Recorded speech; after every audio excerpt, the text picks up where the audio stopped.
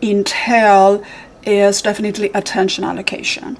And I want to touch up that attention, focus, observation, concentration are four different things, and they have been greatly misconstrued, which leads to a lack of proper understanding and insufficient application.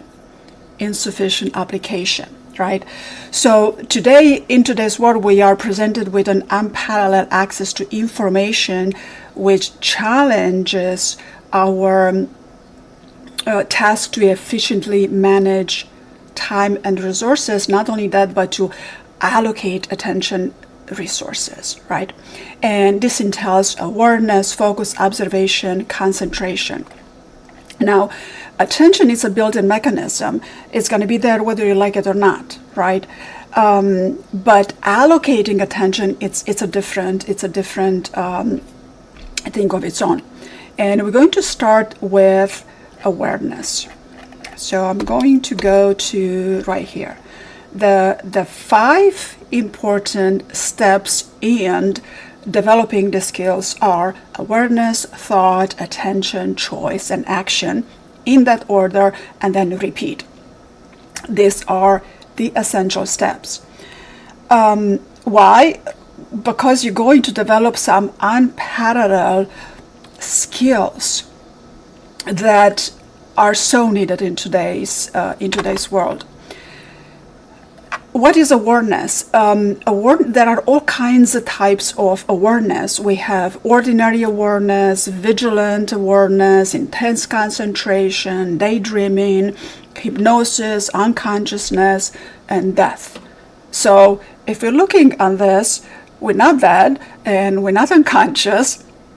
So let's try the total absorption type of awareness, because this is going to bring you results. And attention needs a fundamental cognitive behavioral process. It's a built-in mechanism. And what do I mean by that? If you are to put your hand on a hot plate, you're gonna remove it right away. That's the attention that's built in, the mechanism that's built in the attention.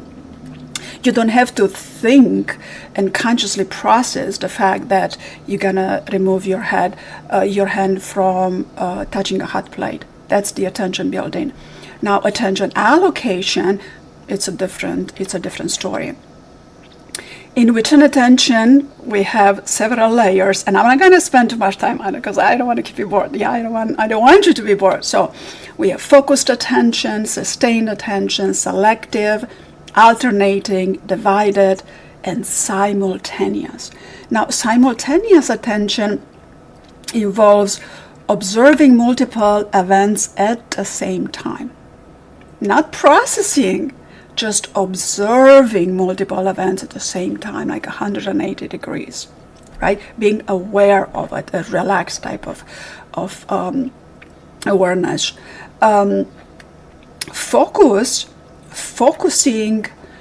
Focusing is different than concentration, and focusing involves holding an open attention, non-judgmental focusing, allocating attention resource, focusing, open attention, non-judgmental attention, which is directly experienced but is not found in words. Directly experienced but not found in words. And it has a lot to do with simultaneous attention. Simultaneous attention involves observation and focus, like both of them together, right? Now, concentration, on the other hand, requires you to direct your stream of thoughts to where the attention is needed in a moment. So, attention allocation. So we are built with an enormous amount of resources right here in the physical body and in our head, right? The brain, it's a sophisticated mechanism. So once we follow this steps, awareness, thought, attention, choice, and action, that means that you become aware of something, you have a thought about what you became aware, you're going to place attention on your thought, now no more automatic habits, then you're going to make a choice whether to think the thought, whether to speak the words, whether to engage in action, and then you're going to act. Finish the thought. That's a skill. Say the word or perceive with action and continue to be aware and so on. Now, every type of intelligence needs these sharp observational skills. Every single type of intelligence. What the main skill that is involved in the sharp attentional observation would be the higher mind practice. I've been teaching the higher mind since 2011. So it's been a long time, and the results I'm getting are just, I'm surprised and happy and humbled and all that, just great results altogether. So for the most part, our attention, it's out there. That's the camera. It's like it's out there, outside of our immediate body. So through the higher mind, I'm teaching you to bring your attention close by, and then even farther, and then a little bit up. So there is a particular trajectory of bringing the attention point, because where your attention is, that's where you're at. If you have your attention on the screen right now, you are on the screen. You're not here, right?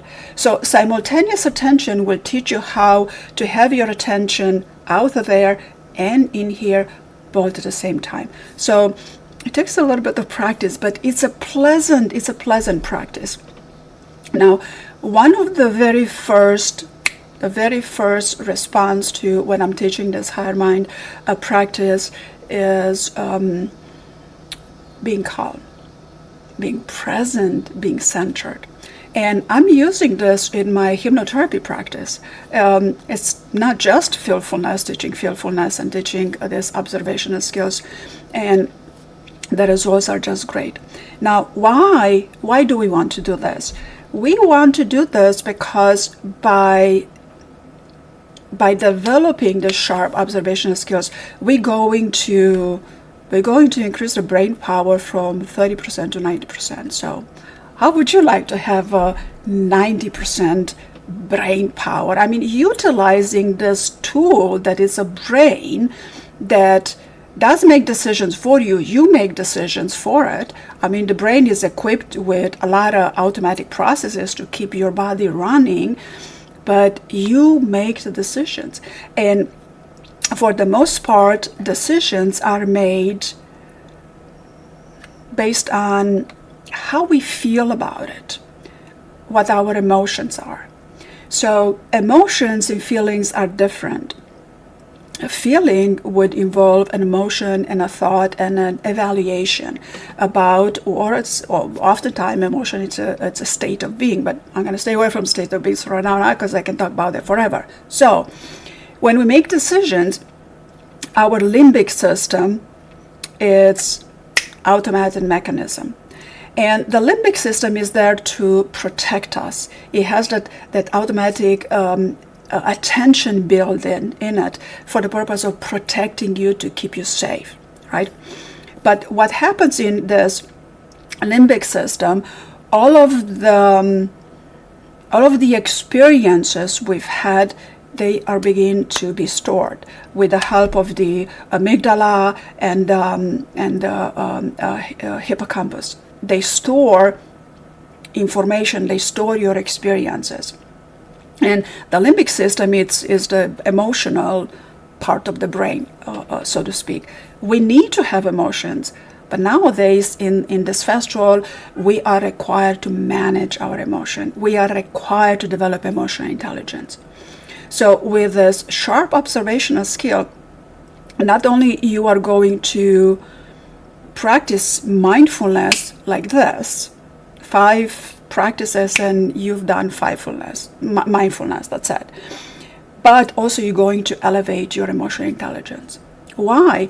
Because you're going to observe so many things, and in observing, as detached observational skill, you're going to be provided with the choices that are beneficial for you and those in front of you. Here's empathy, right? And exercise, decide on the best alternative option. And this is the most wonderful decisions you can make. Yeah, greater good. You and the greater good as well. So now a very important information about the amygdala is that when the architect of the body and architect of the brain, it gifted the amygdala with 4 main emotions: anger, fear, and another negative one doesn't come to me right now. And only one positive emotion is happiness and joy, like pretty much happiness. So you see that it is so easy for us to be triggered into anger and fear by whatever. But when the architect architected the limbic system and the amygdala, it architected for the purpose for us to defend ourselves. If a bear chases us, we're gonna run. We're not going to reason with a bear. Yo, dude, don't chase me. I'm not here to hurt you. Forget about it, right? The bear is not gifted with a rational mind, which we are gifted with, right? So, because of this, to keep us safe, we don't live in the woods anymore. We're not in a survival mode. We don't have bears and tigers and big cats and zebras and all kinds of things chasing us, right? So we don't have to run to defend and to survive, to keep alive. But in the stress that we are under, there's just so many tasks to accomplish, so many things to do, and little time to do it, and we just get all tense up. All of this tense up, and the fear of losing something, the fear of being liked, the fear of being acknowledged, the fear of being included, of being validated, of being recognized. It's all kinds of fears. This is how people are manipulated, through fear. So all of this, and they're all subconscious habits, right, are going to imprint in your amygdala. And then when you want to use all of the resources of attention, focus, observation, concentration, and simultaneous attention, you're going to default to fear. Your amygdala is going to default to fear and defend. So it's good to understand this mechanism, because then you have a choice. When you begin to be triggered, and all of these sharp observational skills are going to help you become aware of when you begin to be triggered, to take a step back and say, oh, I'm not going to react, instead I'm going to respond. So it takes a little bit of practice, but again, all the practices in developing the skills are very pleasant. So pleasant and so relaxing that at the beginning most people fall asleep. But they fall asleep because they're tired. So I keep telling them, worry not about it, fall asleep, relax if you need to. You are just retraining your limbic system.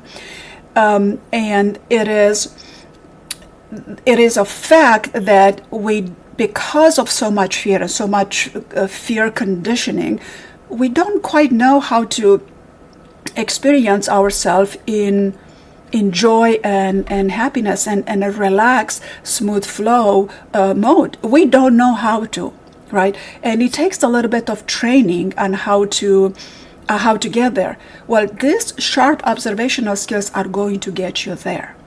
Right? And there are not that many practices to do, and they're pleasant. So there's zero, absolutely zero reason for you to say no to it, because it's going to help you. It's absolutely going to help you and expand you. Doesn't matter. It really doesn't matter what type of intelligence you are, what type of intelligence you need to use in that particular task, because nobody has only one type of intelligence, and no intelligence is better than the other. It's just sometimes one is more beneficial than another, depending on the task, depending on what you need to do. So once we go through the steps, through this practices, we're going to learn to take your thoughts and emotions, to bring it into a feeling and bring it to your center, into the self. The self is the most important there is to you, to everybody, but we ignore it because we have been trained to cater to outside of us. And we have to cater to outside of us because we have to engage with each other, we have to be nice to each other, and we have to go to school, we have to go to work, and we have to do a good job, right? But we forget about the self, and this is what a lot of stress and anxiety and depression and a lot of low self-esteem come into. And the interesting thing about the self, last I attended the Evolution of Psychotherapy conferences.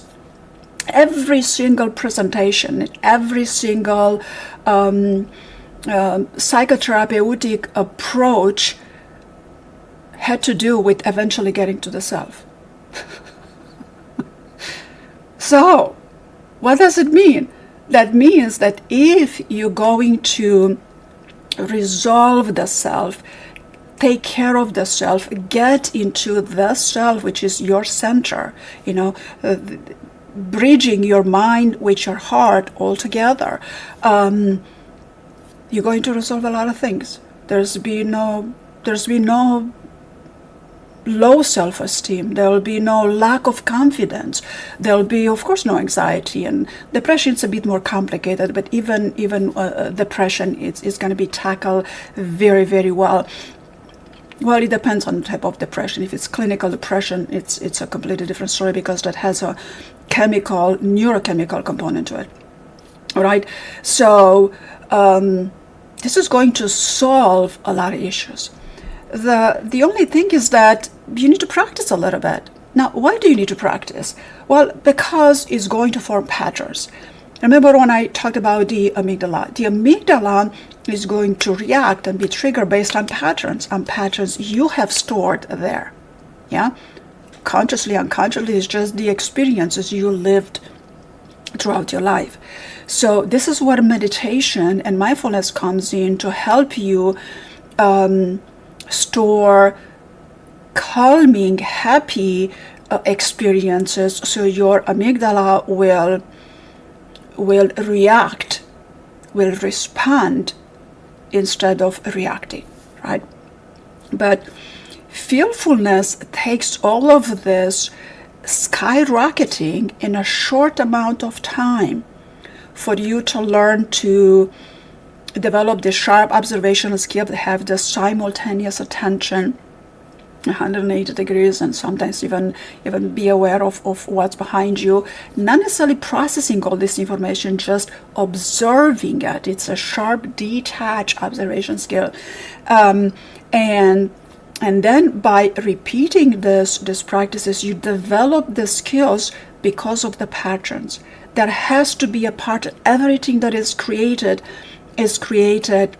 from, with, through patterns. So we want to begin with pattern recognition, then pattern utilization, which it's a word triangle. What I offer word triangle are the first very simple basic pattern utilization that takes you, it just catapults you. It catapults you. Simple things. Some of the simple things are the most powerful. Why? Well, breathing is a simple thing, right? But ask someone with a severe form of asthma or COPD, or someone that's on a ventilator. He's breathing something. Is it a very simple thing? No, it's not. So, but because breathing is so simple, we forget about it. So let's not forget about it and utilize the breathing properly. Why? Because when we consciously breathe, we're not going to consciously breathe all day. But every now and then, when we consciously breathe, take 3 or 5 breaths to consciously breathe, is going to activate your parasympathetic nervous system. That is neuroscience. That is neuroplasticity. In addition to all of the simultaneous time and all of the skills, it's just plain and simple neuroplasticity, regrooving new neural pathways. And that's fantastic. You have the capacity to do that. Yay, power to you, right? So now, when it comes to the mind, the conscious mind, there's 3 main levels in when you experience, right? Because mind is complex and brain is complex, and there's many other classifications, which I'm not going to go into it right now. But you have the lower self, which is the unconscious mind. That's where we get triggered. That's where we get upset. Somebody doesn't like me. I'm not confident enough. Unconscious mind. And then you have the middle self, where you have the conscious mind. And although they're displayed proportionally over here, they're not proportional by any means. Conscious mind is very little compared to unconscious mind, compared to superconscious mind, right? And then we have the higher self, which is not just spiritual, because we hear about the higher self in spiritual teaching. It's not just there. It is the superconscious mind, which you access anyway. It's just you're not aware of it. So when you begin to access the superconscious mind consciously, detached observational skills, sharp attention allocation, sharp focus, sharp concentration, simultaneous time, fearfulness, uplifted, confident, perfect as you are, giving your gift to humanity.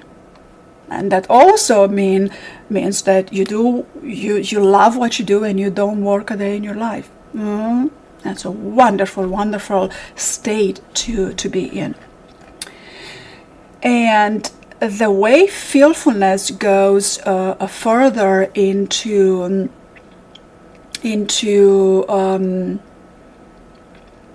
developing the skills, because once we develop this attention allocation, attention, observation, focus, concentration, simultaneous time, once we develop these skills, we begin to step into feeling a feel by choice. Feel a feeling by choice. Wow, how can we do that? That's significant. It's not just emotional intelligence, but that's mastering emotional intelligence like that. Just a few skills, just a few sessions. And linguistics, that specific words are going to get you there, not just any words.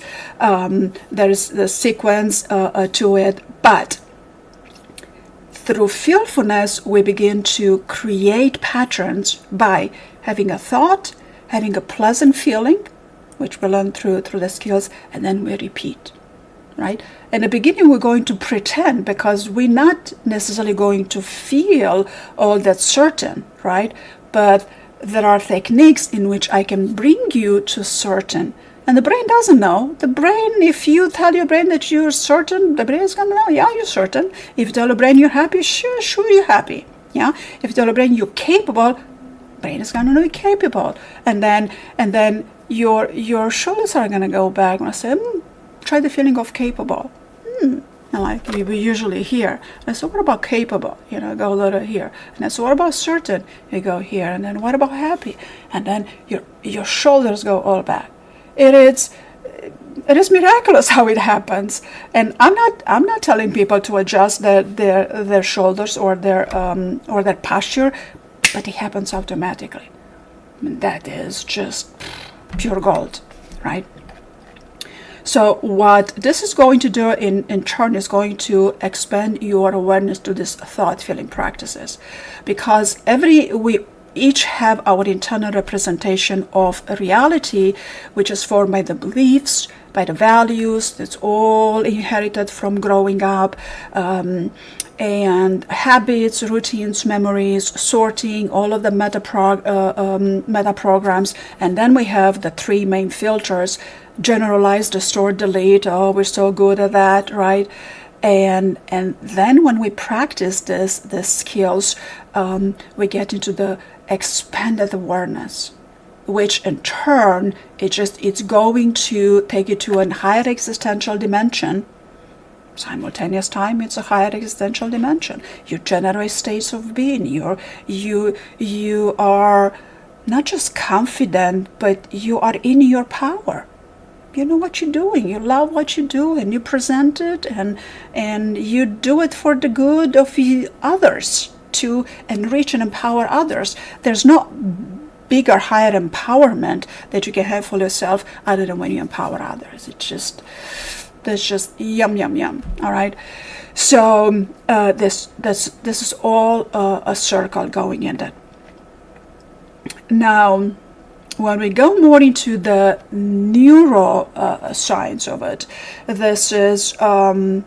this was all presented to us by William James, the father of functional psychology, many years ago, 1800s or so, right?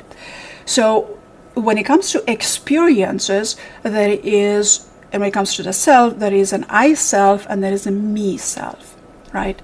And we have unconscious thoughts and we have conscious thoughts. It's a bit more complex than that, but this illustration is a fantastic illustration.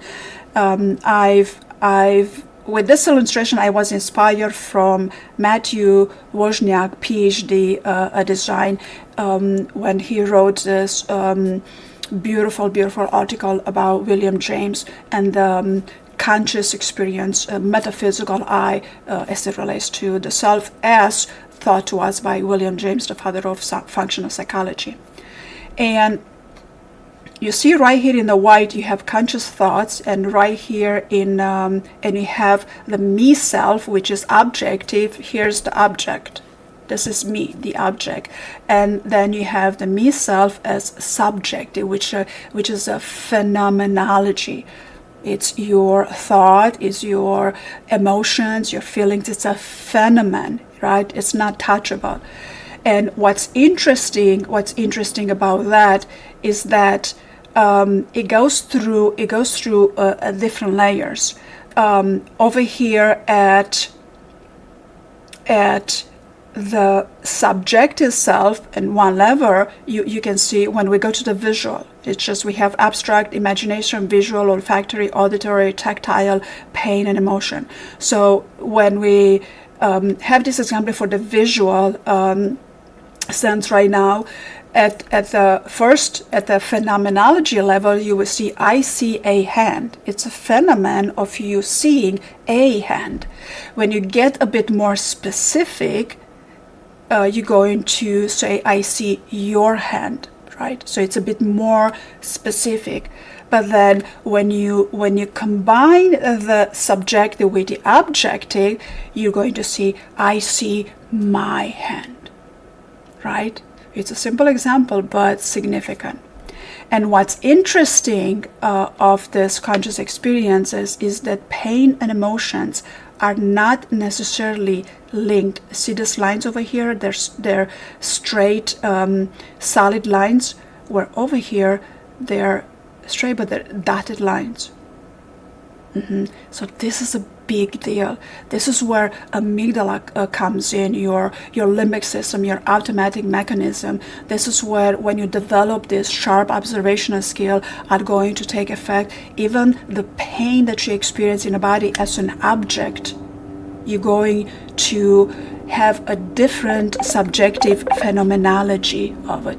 I mean, this is significant. Emotions, you skyrocket your emotional intelligence. You can choose to feel a feeling by choice, therefore not reacting with emotion, but choosing right? Choosing to stay away from certain emotion, and that is not as difficult as few might think, because we are emotional animals, but we are the most evolved out of the animals, and we have food, we have shelter, we have others. Well, nowadays maybe digital, yeah, but we still have this. So we don't need to react into all of this emotion. We can choose to respond, right? In addition, all of the skills are going to walk you eventually through this 9 levels of thought value thinking. Our thoughts have 9 different levels of value thinking, things that we appreciate, don't appreciate.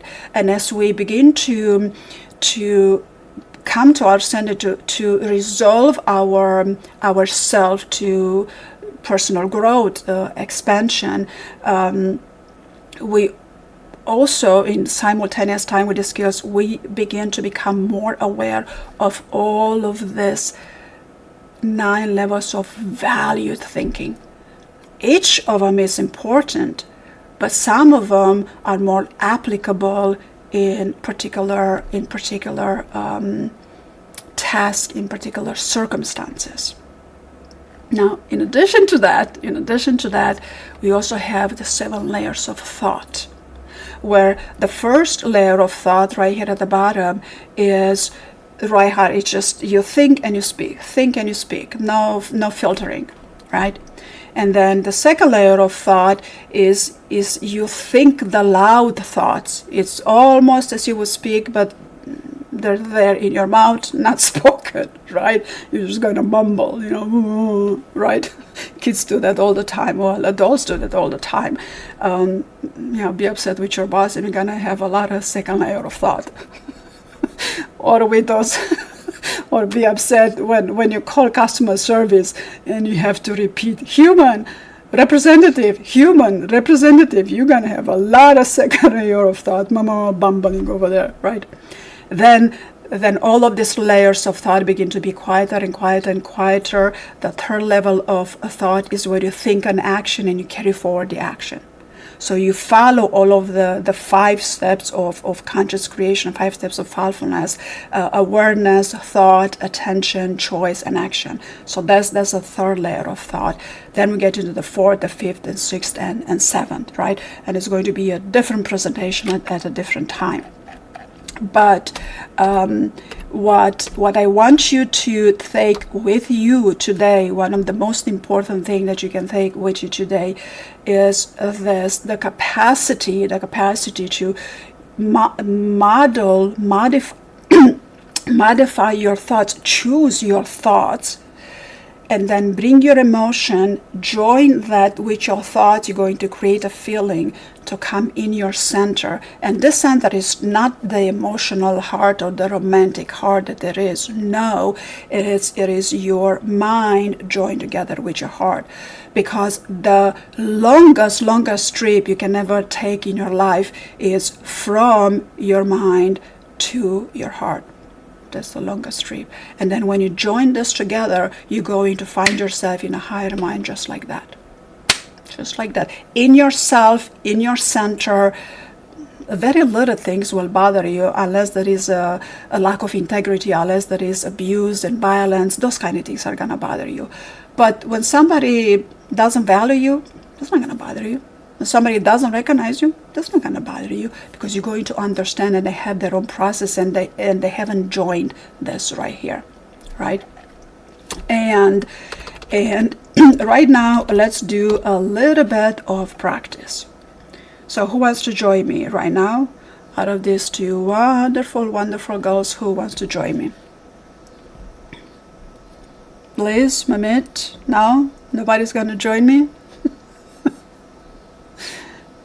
Yes, we would just give us a minute. All right, yeah, we have to click. All right, allocate your attention and click on what needs to be clicked, because if you don't click on what needs to be clicked, we're just going to poof. No more presentation. All right, So what we're going to do, we're going to take your attention from out there, bring it closer, closer, closer, and I'm going to guide you. It's not going to make sense. You're not going to know what to do.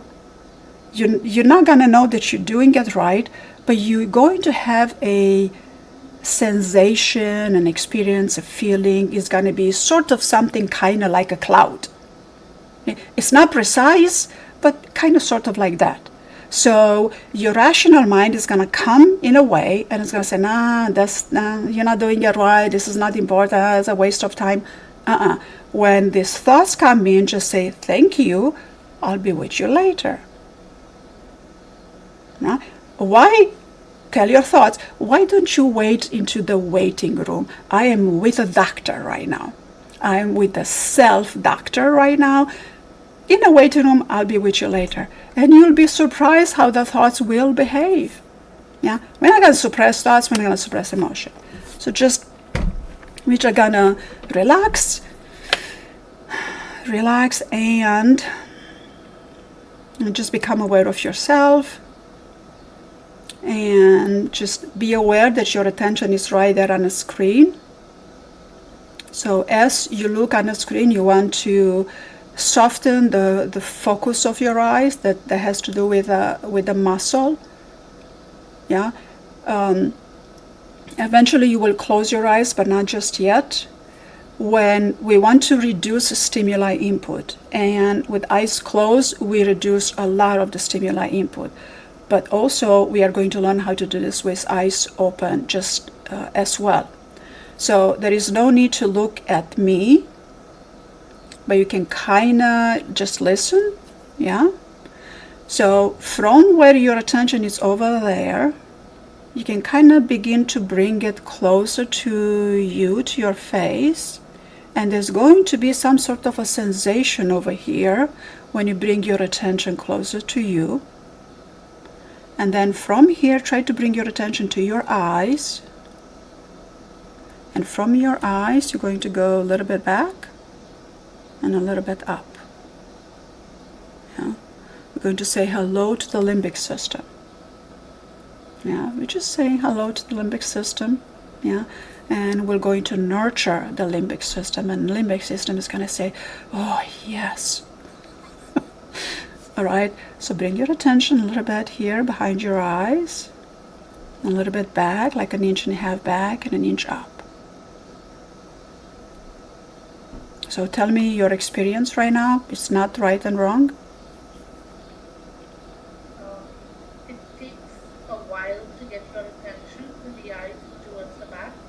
It feels I have to make an effort to get the attention there. Yes, there is an effort. So now you can gently close your eyes or just look down, whichever is comfortable to you. Yeah. So your attention again, it's in the screen because you just spoke. So your attention went right to me and to the screen. So just bring your attention closer to you and bring your attention closer to the eyes. And imagine that you are surrounded by a nice, beautiful bubble. It's just your bubble. It's nothing else in there. It's just your bubble, and I am just a voice saying some words. All right. Now bring your attention from your eyes a little bit, 1.5 inches back and 1 inch up. And you might find something that is vast and quiet. I mean, if you add curiosity to it, it's definitely going to help. Right. All right, so when your attention slips from there, bring it back from your eyes. Kind of keep your attention around your eyes and be aware that your attention is around your eyes. And when you bring your attention around your eyes, you might have a sensation around the muscle of the eyes. That's just because you've adjusted the focal length. Yeah, all right. So now we're going to take the focal length, attention, 1.5 inches back and 1 inch up. And there might be a tiny bit of pressure with it, a tiny bit of your focal length, your muscle around the eyes is going to adjust. So just 1.5 inches back and 1 inch up. and relax your breathing. It's impossible to do this wrong. It takes a little bit more than 10 minutes, but we're going to give it 10 minutes and we're going to achieve as much as we achieve. It's impossible to do it wrong. So now from 1.5 inches back and 1 inch up, I want you to go down 1 inch and 1.5 inches in front. Just have your attention right there by your eyes.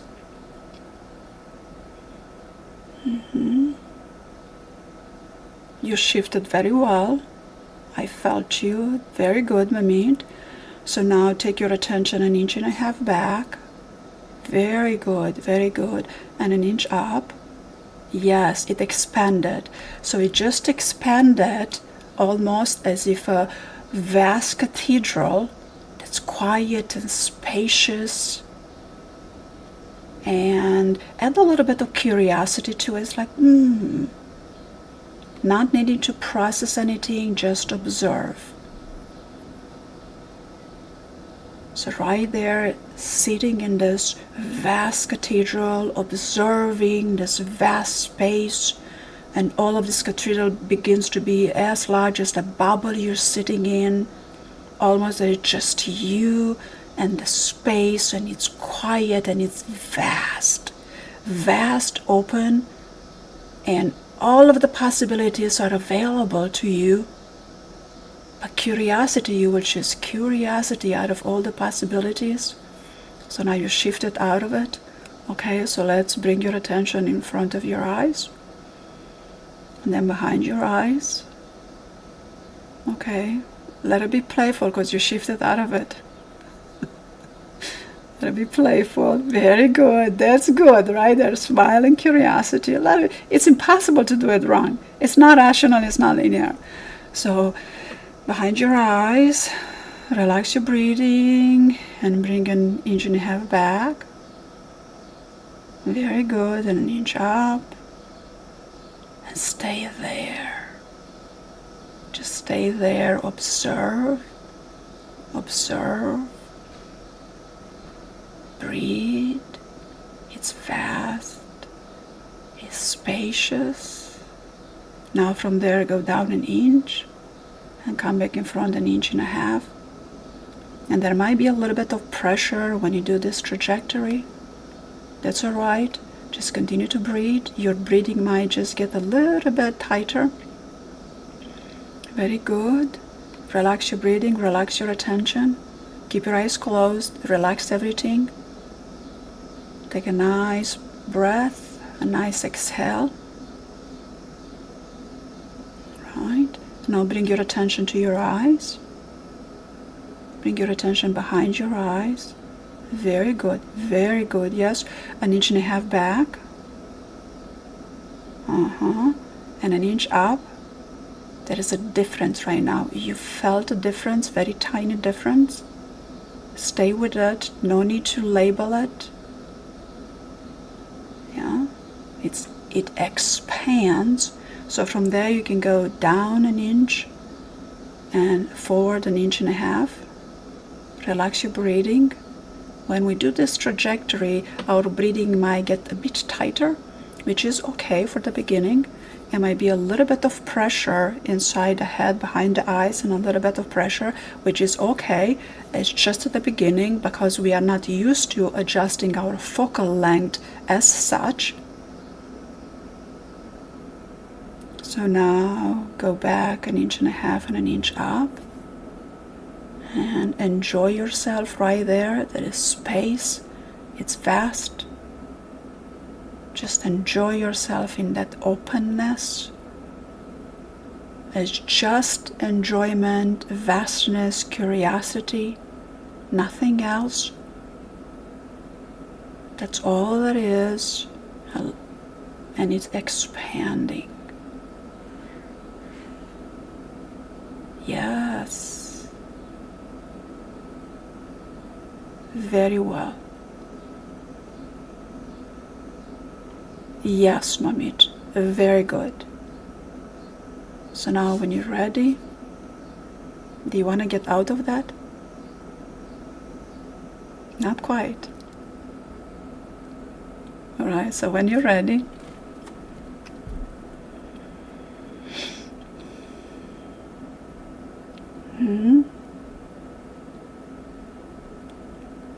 was quite different.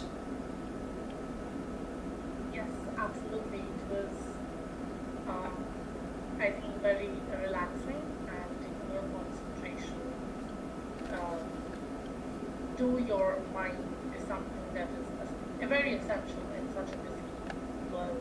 I think. Yes, you are correct. It is very intentional, correct? It is very intentional. But you see how we spend not even 10 minutes and just a little bit of guiding, you've already experienced mindfulness right there, mindfulness. Right, right. All right.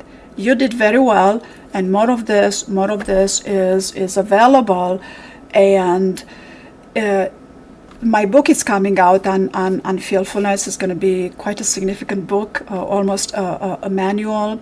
And some of these practices I have as freebies to give it a try. And these practices can become very complex, but they're all pleasant, just like that.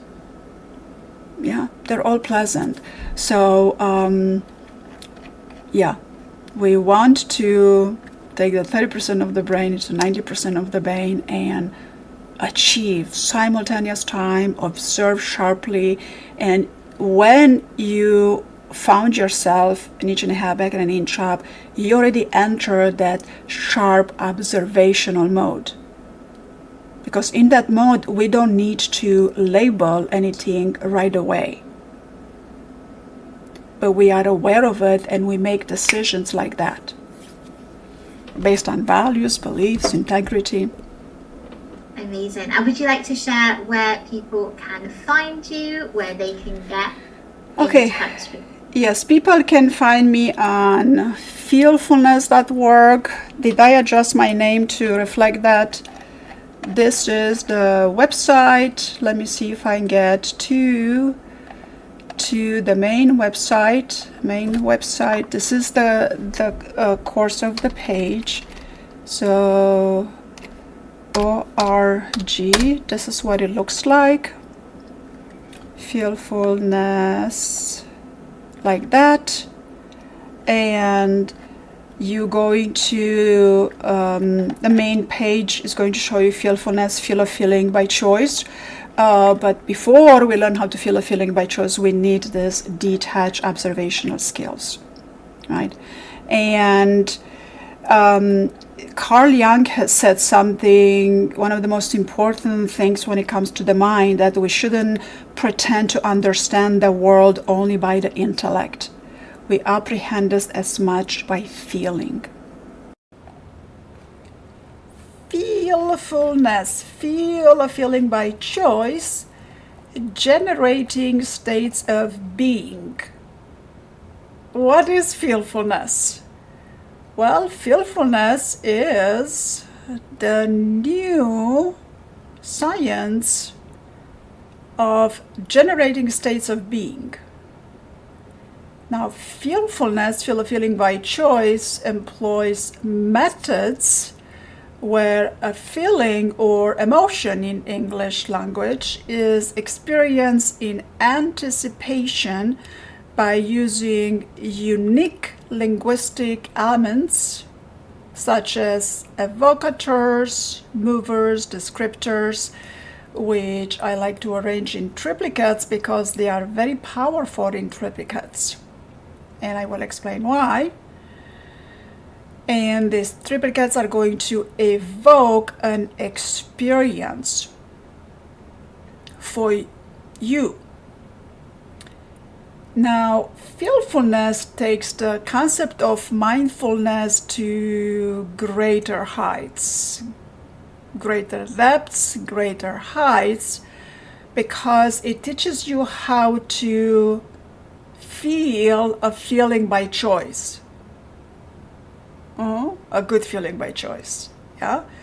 And how by feeling a feeling by choice, you cultivate a positive psychological state, and you also get to develop new or modify existing personality traits.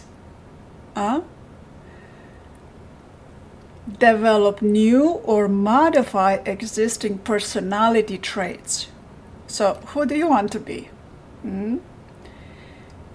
And all of this is made possible by the incredible power of neuroplasticity. Feelfulness, feel a feeling by choice. So Randy today wanted to talk about feelfulness because I'm still writing the book and I'm excited. I can't wait to finish. But this book just keeps getting bigger and bigger and bigger. Randy. Did you want to talk about why you decided to write a book about it? Well, why I decided to write the book? Well, the book has to be written. Feelfulness,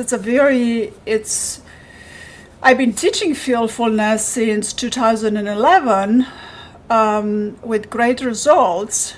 And well, way before that, I've noticed that there's a lot of experts, I like to call them big gurus.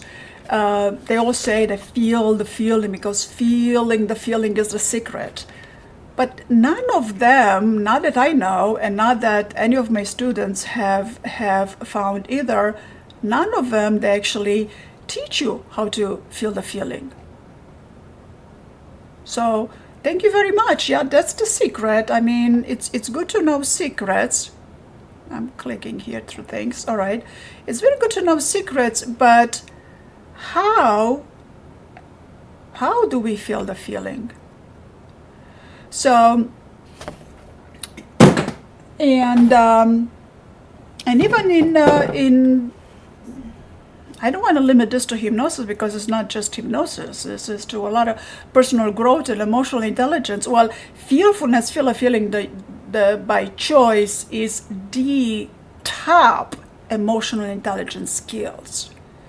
So you want to have that, especially nowadays when life is happening at a very rapid pace. Everything is moving fast, and we are overwhelmed. Are we not? Well, we are. A lot of people are overwhelmed. I'm still clicking through things here. And to have the capacity to feel a feeling by choice is so important nowadays. Because how many years ago we started to become aware of the difference between reacting and responding, yeah, which is very important, because through feelfulness you will learn how to differentiate between reacting and responding, and how to respond, how to have a delay in response and a quickness in how to have a delay in reaction and a quickness in response, which usually we are quick to react and slow to respond. So feelfulness is going to teach you how to do the opposite. But in today's lifestyle, everything moves so fast that we find ourselves in a reactionary mode. And it's hard to shift out of reactionary mode because we're bombarded with a lot of information, with a lot of things to do. So then how do you shift out of reactionary mode into response mode? And then by the time your thought processes and your thought feeling processes go into, oh, I shouldn't react, I should respond, but how to respond and what's the appropriate response, and then you go about scanning at least 150 180 degrees of what's in front of you and what's the appropriate response while maintaining your integrity. Time passes and you might still be in reaction mode, and you don't want to be in reaction mode. I don't know if there are people, well, very few people, if they're in rural area, probably that they would not be stressed. But most people in the urban area, 99.9% of them encounter stress, daily pressure, deadlines, hurry up, get things done. So fearfulness is going to teach you how to feel a feeling by choice. I mean, how do you want to feel? Because the fact of the matter is that I'm clicking through things here. The fact of the matter is that feeling comes first and thinking comes second. So here is where everybody talks about the importance of increasing self-awareness. Well, self-awareness, yes, you can never stop increasing self-awareness, because through increasing self-awareness, you'll be aware, you begin to become more aware of what you are feeling, how you are feeling inside, and then you're going to be able to manage, then choose your response. Therefore, feel a feeling by choice. Yeah, because sense, as in sensing, as in feeling, it's always before thought. It's just that's how it works. There is a natural order of things in the universe, in all of creation, and this is the order. Sense comes before thought. So my 5 steps for creating consciously are awareness, thought, attention, choice, and action. Yeah? So you're going to be aware of something, you're going to have a thought about what you're aware of, you're going to place your attention on your thought, hopefully. You want to place attention on your thought, then you're going to choose what you're going to do with that thought and how you're going to allocate attention to the thought that you have, that what you're going to do next, what's your action. So your action is going to be a quiet thinking kind of a decision, whether yes or no, you like or you don't like, criticize or not criticize, and before even engaging in physical action. So fearfulness is going to take care of all of these things like that. Yeah, and this is a tremendous skill, and it's very important.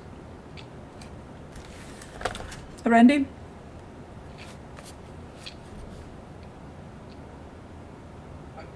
What, when you decided to write the book, what was what was sort of your ultimate goal in terms of what you would like people to get out of it?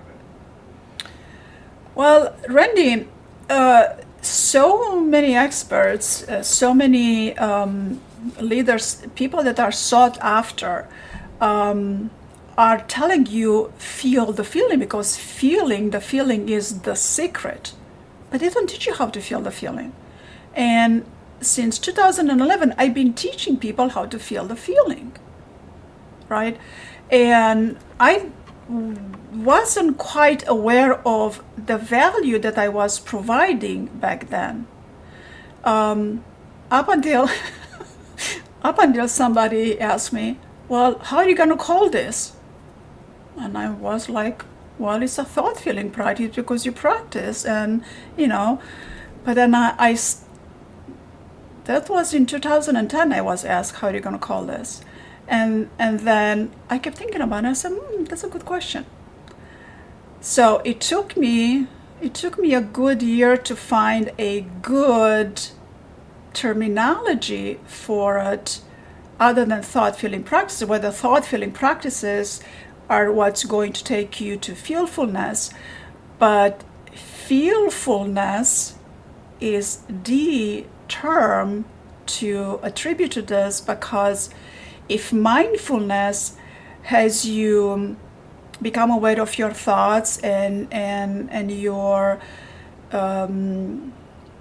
emotions, and has you observe them and begin to accept for what they are, teaches you how to begin to shift into response mode away from reaction mode, which mindfulness is doing a tremendous job at that.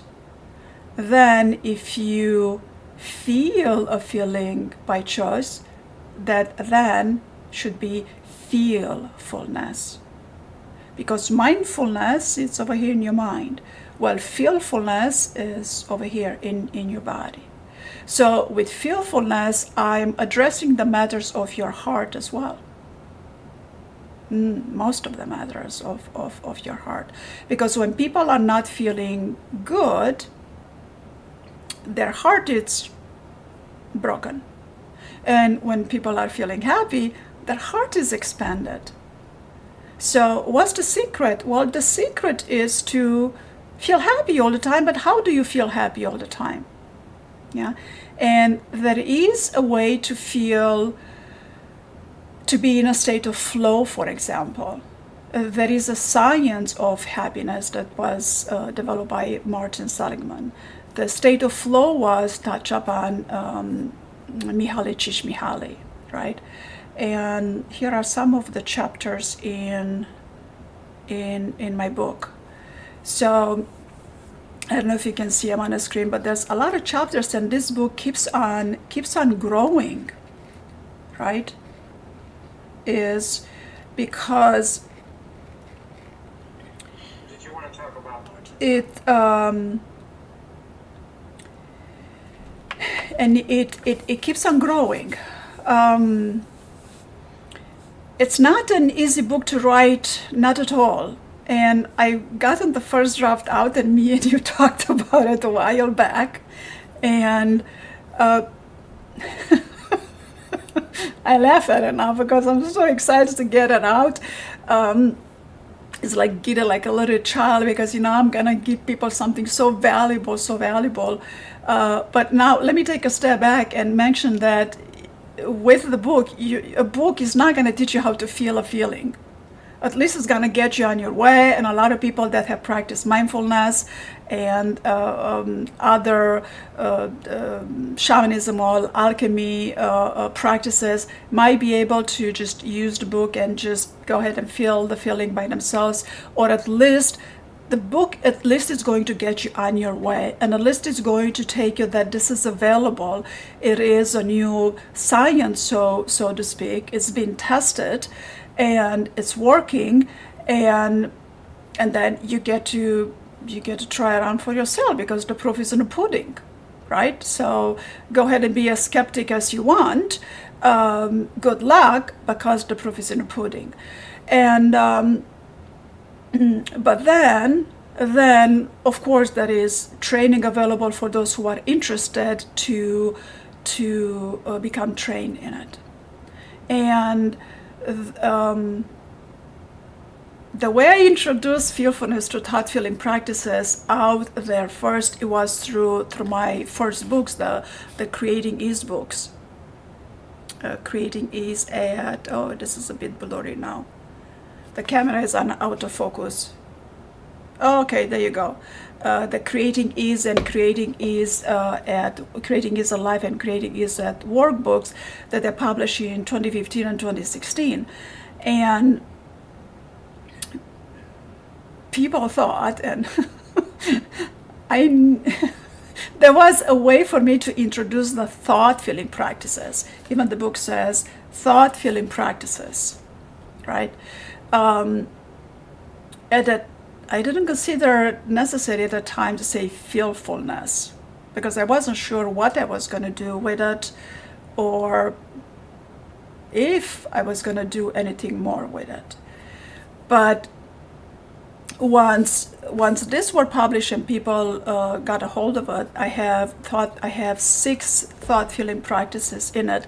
They're not guided meditation, they're not hypnosis, they're not affirmations, none of that. They're thought feeling practices, because through the practice I'm teaching you how to feel the feeling of. And a lot of people have gotten great results from it. And back then in 2015 and 2016, consciousness hasn't been evolved as greatly as it is now. And I've got a good report on it. But now, when I teach it, some people just get it in 3 seconds. Well, oh, okay. Well, I have some people that I see on a weekly basis, and here's last week I'm explaining someone how to do it, and I'm guiding them through thought feeling practices, and then I quiz them the following week, and it's like, yeah, sure, I got it. And I said, okay, show me. So I had them walk through the theory of it, through the steps, and then sure enough, I asked them to expand, and sure enough, they get it. So I know it's possible. And it's quite amazing, Randy. It's quite amazing, and this has to come out. It has to come out. Yeah. And the number one reason that this has to come out, I'm gonna sneeze. Okay, I'm not gonna sneeze. And the number one reason it has to come out is practitioners. Yeah. In the past couple of years, the world has gone crazy fast. People are overwhelmed, overstressed, anxiety has skyrocketed, depressive states are through the roof as well. People are needing help. Therapists cannot keep pace with that. There's too many people that need help. There's a lot of coaches that are helping with it. There's a lot of hypnosis is growing hypnotherapy is growing at a rapid pace. Hypnosis and hypnosis therapy. And all of these people helpers, including therapists, hypnotherapists, coaches, they will benefit greatly from learning how to feel a feeling by choice because they need to. Yeah. How many people helpers are, what's the better terminology to use? What's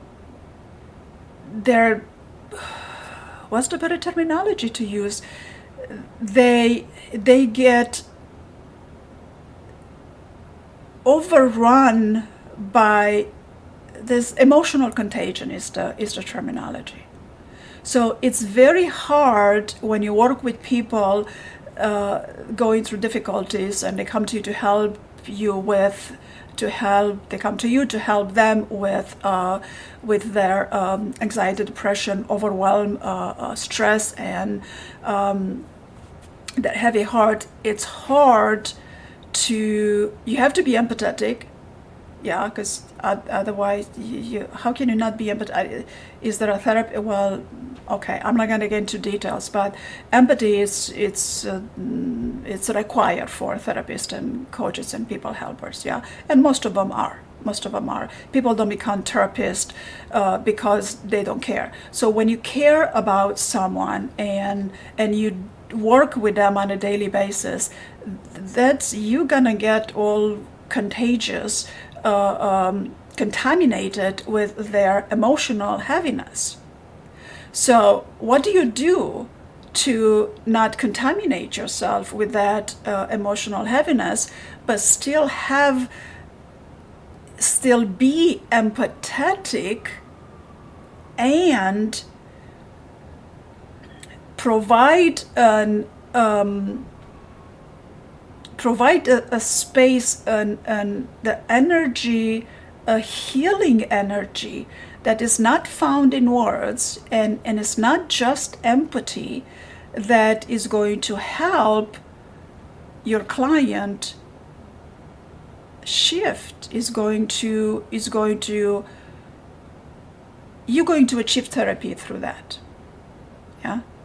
And you're not going to be contaminated. So this is the number one reason this book needs to come out, because there are so many techniques. And I am seeing plenty colleagues that they either reduce the amount of people that they see, or or they seek other avenues for therapy, or they limit the type of therapy that they offer, right? So people need help, and us as therapists and hypnotherapists and coaches, this is the new science on how to help them and how to help them quick.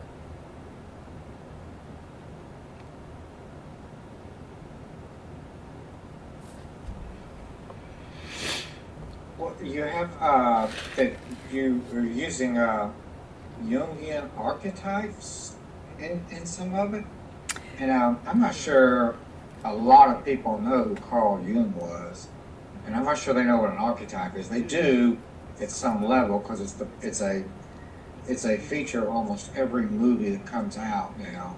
Since Star Wars, everything's got to be the hero's journey, and but how are you bringing those archetypes into all this? Oh, those I love talking about these archetypes, and this archetypes is also going to take me, and also I'm going to help others shift into a multicultural approach to every client, especially here in the United States.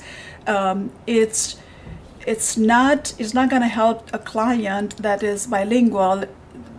They're not going to be, their collective consciousness is not going to have the same amount of, the same combination of archetypal behavior and automatism than other people. And I grew up in Romania, and I'm very familiar with the Eastern European Black archetypal style and the archetypal, if I can call it, conditioning, right? And it's very important to address someone according to their values, their beliefs, and their strengths. Now, the word archetype originates from Greek terminology, the word archetypos, which means first imprint. Yeah. So the universe as it is has imprints, first imprints, archetypes. And Plato, the Greek philosopher with the Platonic solids, sacred geometry, he introduced the world to archetypes through what he called forms. Now, forms are not necessarily objects, but Plato, by introducing, I have so many things I want to say, and I have a stampede of sentences again. I'm so passionate about this. So, Plato, by introducing the Platonic solids through form, he recognized two realities: the world that we live in, the physical world, the physical world where you can touch through your five senses, and the non-physical realm where the forms exist. So forms are not the same as objects, yeah? And he also recognized that there are pre-existing blueprints or templates that include characteristics like round, soft, hard, green, black, square, circle, and so on. Now, later on in psychology, Carl Jung, my favorite,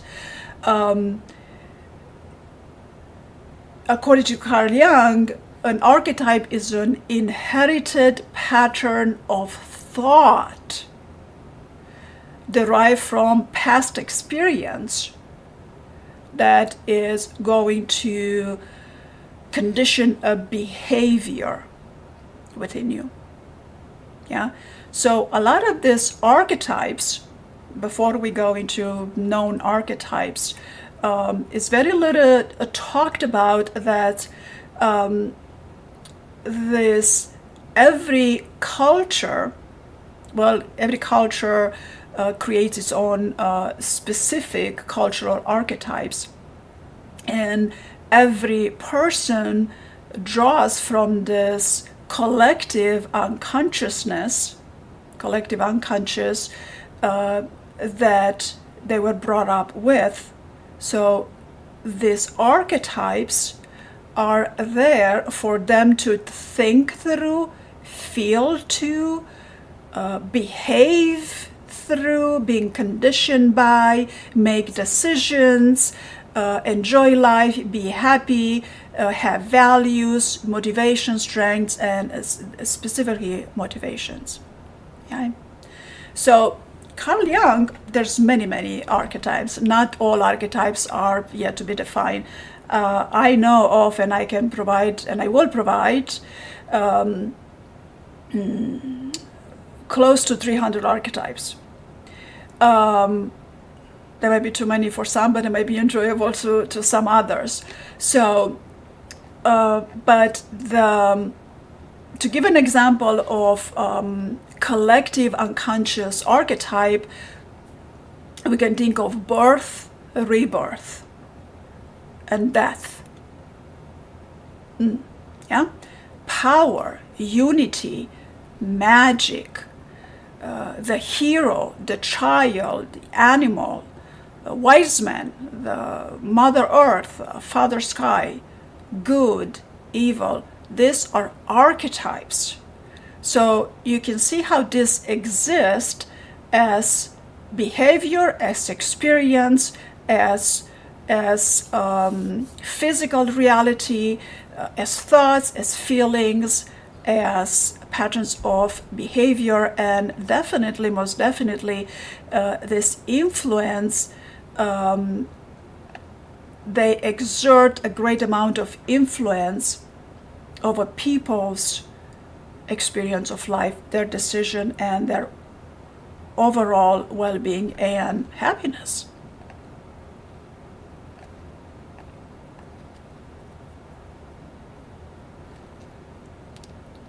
Well, how do you use? How does it tie into feelfulness?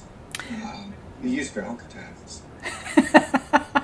That's a good question. You're gonna have to read the book on that, because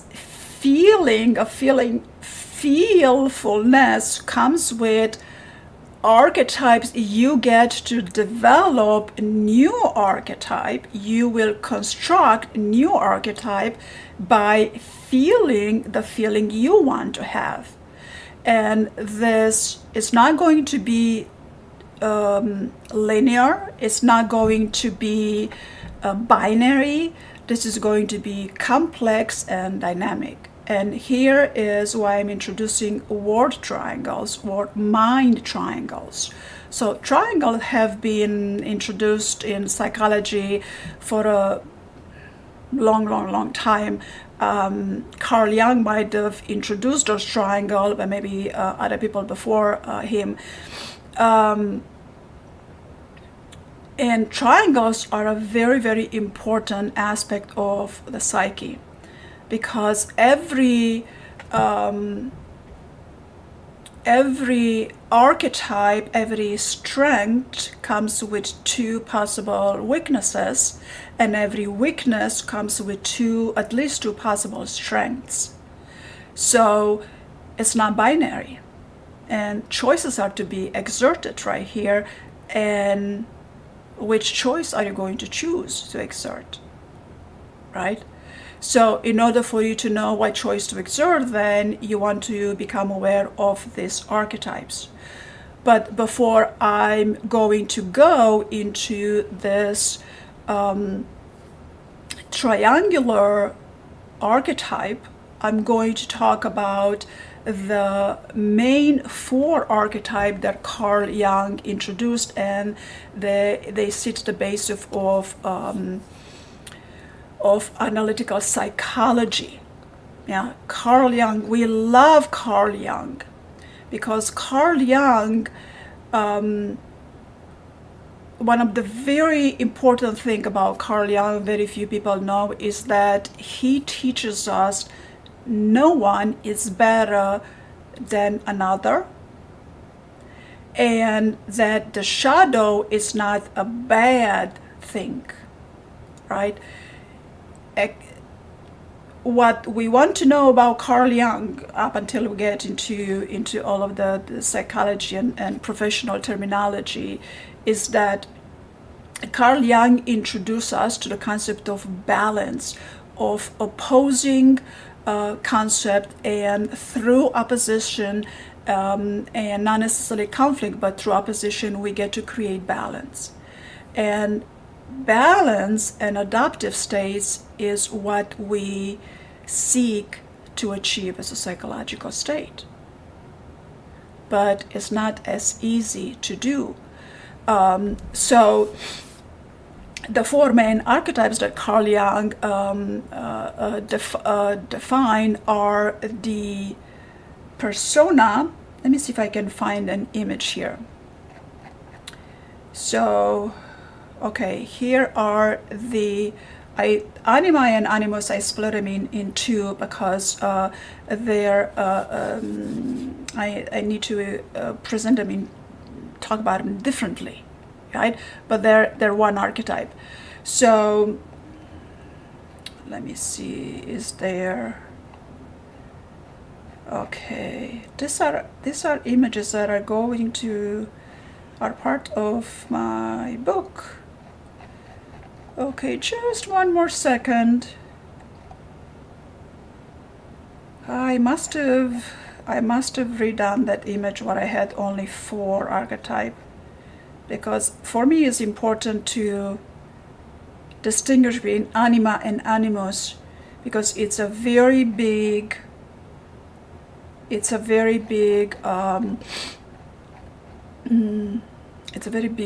thing going on lately. So we have the persona right here. You can see my mouse, yeah, right, the persona. And the persona's opposite, which is going to create a balance, is the shadow. Yeah, is the shadow. Can you see my mouse here? Yeah, you can see my mouse. Is the shadow. Yeah.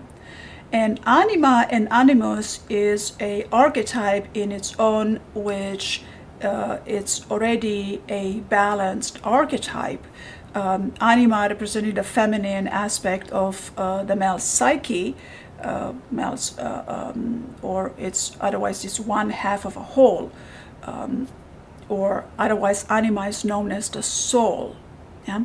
And animus is the masculine aspect of the female psyche, which is the one half of the other whole, balancing the anima, and otherwise known animus as the sacredness, which I can wait to to talk about the soul and the sacred aspect in this field for us, because it's very important.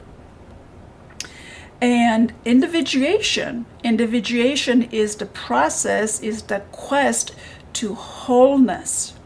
Yeah, this is what personal growth and leadership and career, evolving through career and growing and making more money and becoming successful is about. Individuation, personal growth, development, becoming the best version you can be. There's many different terminologies for it.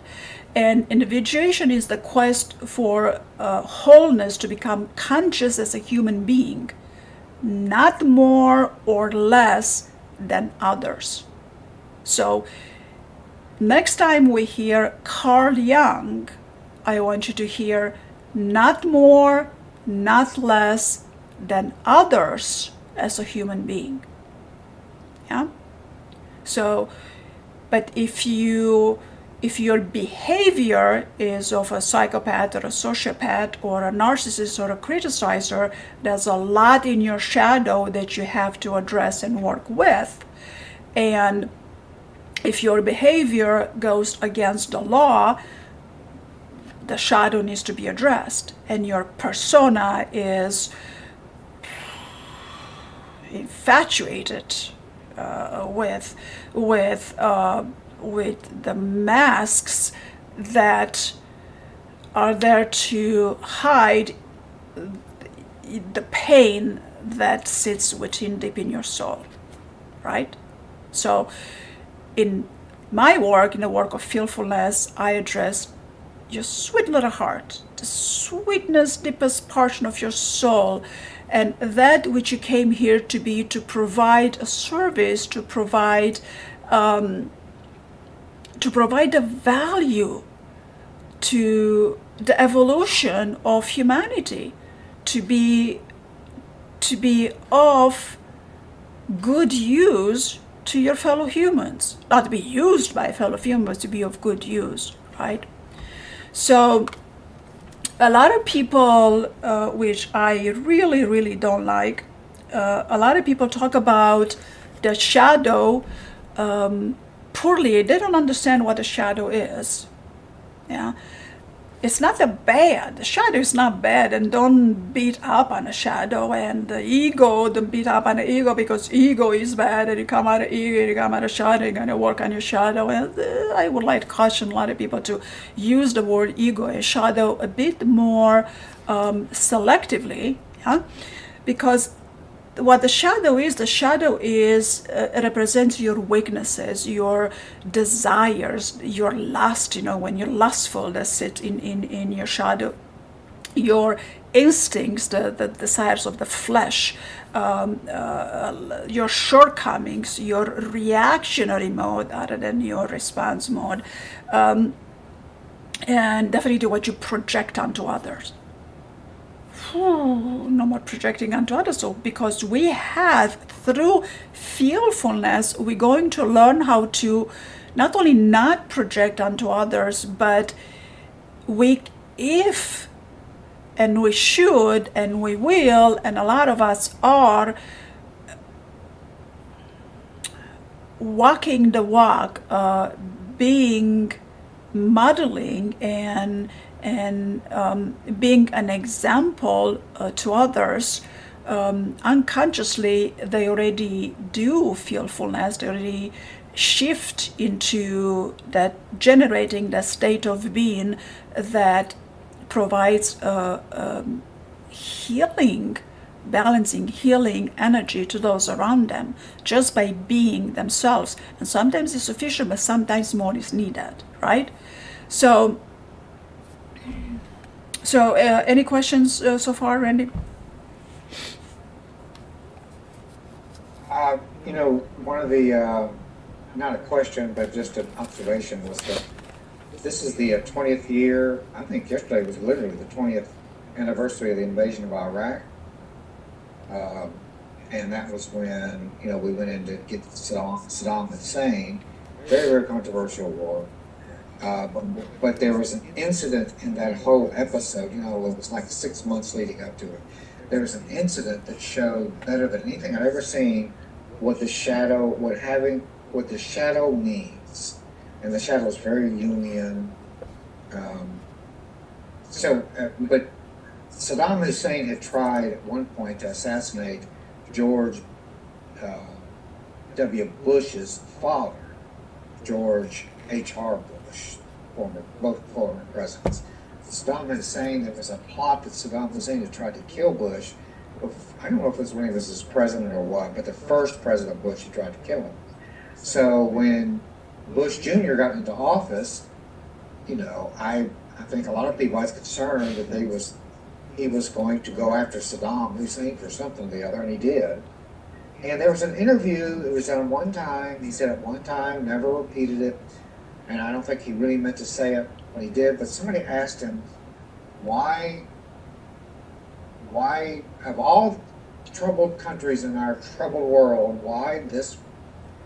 And what was it about Saddam Hussein that most upset him?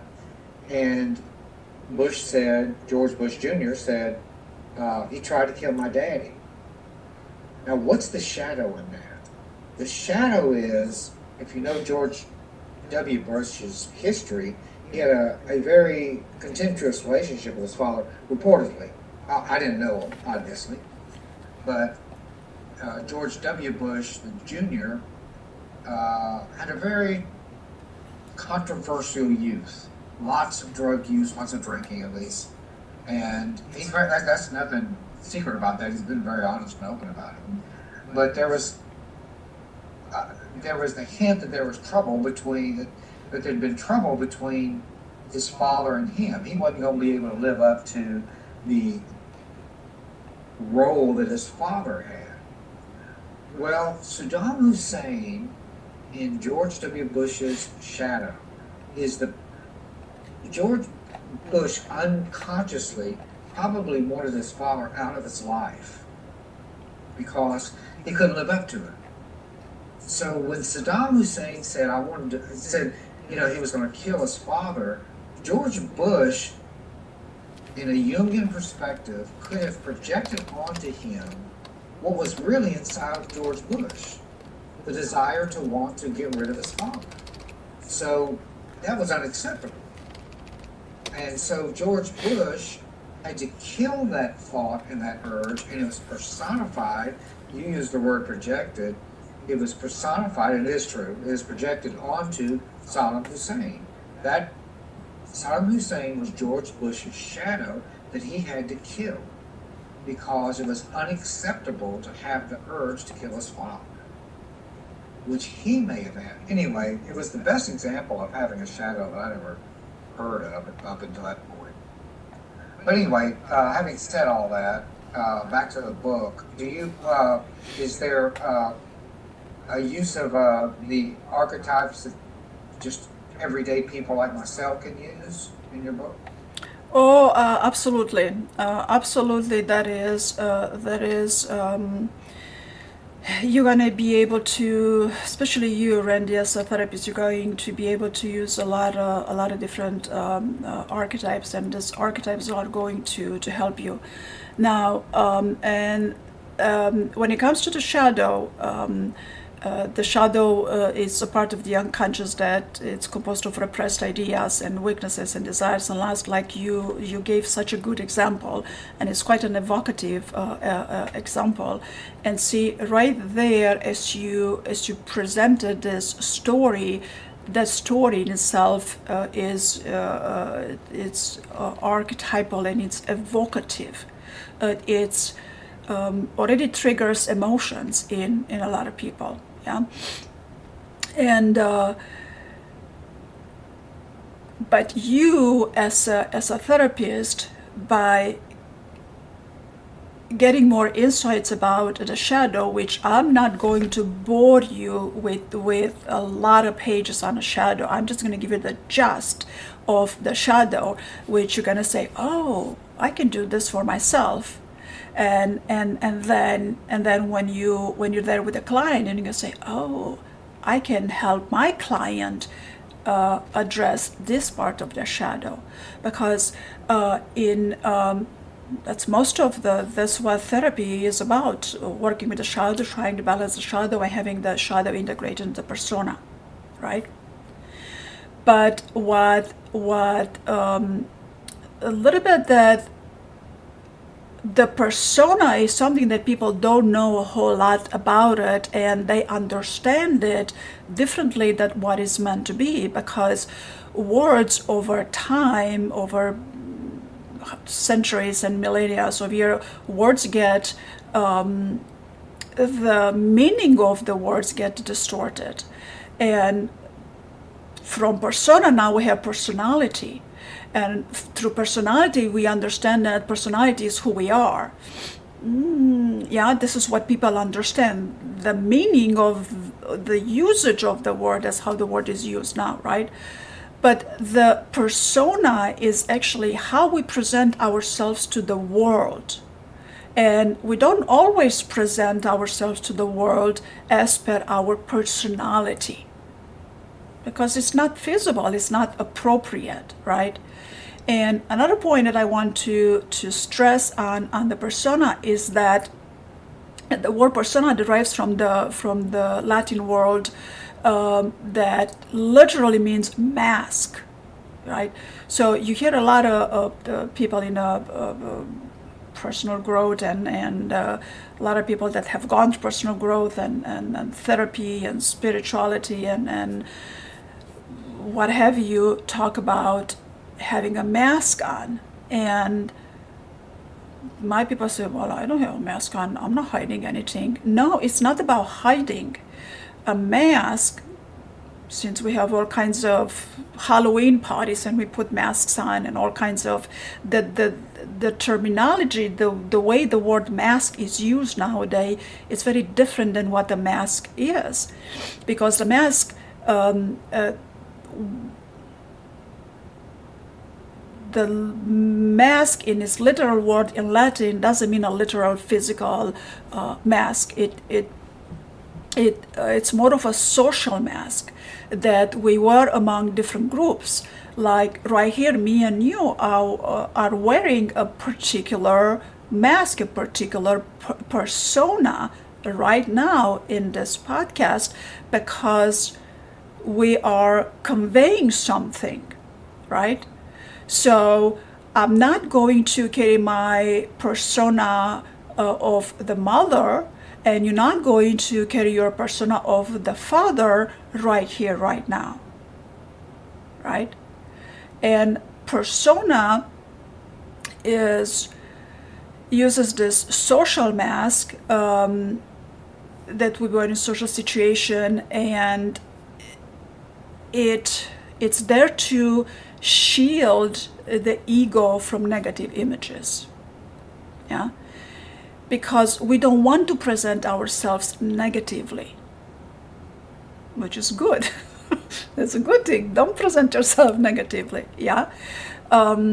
So that's the persona. You want to add something to it?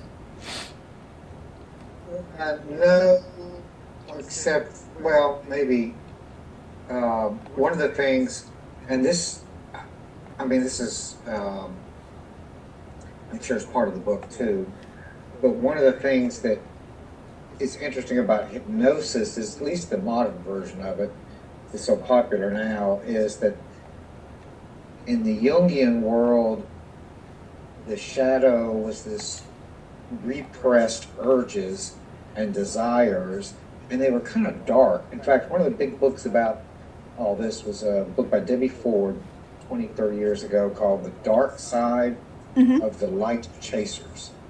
And she expanded on all that, and Deepak Chopra is big into, our dark sides that we suppress and project onto others. So if somebody's acting rude to me, it's because I have the urge to be rude, but I've suppressed it.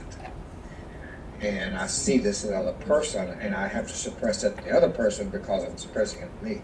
But one of the things that I think hypnosis is interesting is that it sees the subconscious as a source of strength and safety and security, so that it doesn't, I mean, I don't think hypnosis denies that there may be suppressions, of course, as I understand it, but it would say that, for instance, in the George Bush example, it was to help George Bush's fragile little ego to stay above water and run for politics and run for the president and win twice. It helped him by believing that he was a good, and he is, I mean, I'm not debating this, but that he would never have those kind of urges whatsoever. So the subconscious was sort of like saying to him, yes, other people want to hurt others, but you're a better person than that. We're just going to erase that out of your mind, like you don't even, like your feelings about your father are irrelevant. It kept him safe. And that's one of the interesting things about hypnosis, because the old school thought before, modern hypnosis was that the subconscious is this cauldron of conflict. And so anyway, just thought that was interesting. Is there anything else that you'd want to mention about the book, though, that you think people should be aware of as you continue it? I mean, what they should look forward to? Yes, people should look forward to the Fearfulness book. So some of the chapters that I'm going to, that I'm so far, I keep adding chapters. And I need to get this book to a good chapter. But I think I have a good I have a good amount of chapter here. So the book is, I'm going to touch upon definition of fearfulness and definition of states of being. I'm going to talk about the conscious and subconscious. And all of the book is written in a very simple language, language that people can understand and relate to. I'm also going to touch on the self, on the I self and the me self, and there's a lot about the self that's going to, well, the whole book it's about, you take the book and you apply it to the self being also an archetype that through the process of individuation we arrive to the self, right? So but then also William James touched up on the self very nicely, on the conscious and the unconscious, and the levels between the I self and the me self, as well as Carl Jung. So then I'm going to talk about the power of will, and the title of the chapters is not always a represent. Okay, I'm not going to say this. The title of the chapter is not good. So then I'm going to touch upon feelings and emotions, and the neurotransmitters' roles in feelings and emotions. But something I want to mention is that in the English language, feeling is understood as an emotion, and in most other languages, there are two separate terminologies for an emotion and for a feeling. So it comes a bit confusing to, not confusing, but it lacks terminology. The English language lacks terminology. The usage of the word feelings being received as emotions, because it's not, right? I distinguish emotions as something that is rapid and quick, and for me feelings are larger and constructive, right? And of course feelings are also something you feel in your body, sensations and all that. So for me, feeling is not the same as an emotion, right? An emotion, a positive emotion, can grow into a feeling, and this is how the fearfulness premises is that I'm going to teach you how to choose a positive emotion, and then to the process of evocation, we're going to construct a triangle to work with your archetypal construction, so you can shift into a positive feeling to feel a feeling by choice. It's quite amazing. It's amazing if you ask me. Okay, so then we're going to talk about neurotransmitters role in feeling. We're going to talk about experiences, why experiences are important, because they are, experiences create additional archetypes and they leave imprints in our conscious and subconscious and collective unconscious. Going to talk about emotional contagion. Emotional contagion, it's big topic. Most people should be aware of it. And then emoting therapeutically. Yeah, emoting therapeutically is very important, like I discussed earlier. Emoting therapeutically to your clients, you can emote therapeutically to your family. So you don't have to be a therapist or a coach to learn fearfulness. Then we're going to talk about thought value levels. There are thought value levels, and then there is thought management. Thought management. I'm going to make it very simple. It's not even 2 pages. Thought management, right? Basic human needs, beliefs and reframing, yeah. Alchemy and psychology, psychological types, functions and processes, Carl Jungian, archetypes, the sacred, shamanism and psychology, symbolism, alchemical hypnosis, Ericksonian hypnotherapy, generating states for therapists, generating states in shamanism, the consciousness of shamanism, states of being. Enough on the states of being, right? Then generating states of being. Feelfulness, generating states of being. And it's going to come with influential language, evocators, mover, description, descriptors, word triangles, the higher mind.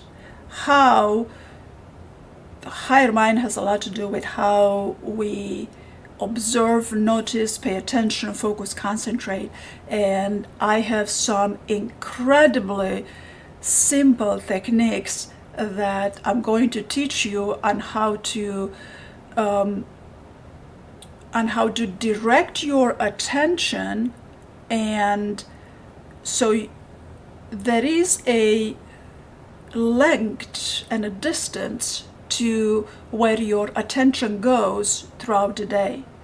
So when your life flows where your attention goes, right? So if you want your life to flow better, then you have to have your attention in a proper place. So through these techniques, it's a few exercises of the higher mind, only by 5 exercises. If you practice these 5 exercises I'm going to give you, higher mind and observational, attention, focus, concentration, 5 exercises, you're going to achieve mindfulness like that. 5 exercises. Yeah. So then, of course, higher mind goes hand in hand with attention, focus, and observation, and then this detached observation through the layers of thought. It's such a significant skill to acquire, because this is going to take you, well, first you're going to understand why that is important, that first of all that it exists, and then it is important, and that is important for fearfulness. And then I'm going to have to talk about Cartman's drama triangle, because that is a ugliest archetype that was somehow got constructed as is a thought feeling archetype that seems to control people's behavior, and there is a way to get out of it, but it's not a simple way to get out of it. Working with a shadow and working with a shadow and with a persona to balance that might be a bit more easier than to get out of the drama triangle. And I'm not talking about drama triangle as other people. We all have a drama an archetype of drama in our consciousness, in our thoughts, in our feelings, and our behavior. We all have it. So, and the moment we try to get out of it, the moment we try to fix the victim, we end up the perpetrator. And the moment we try to address the perpetrator, we end up being the rescuer, and so on. It goes in a circle.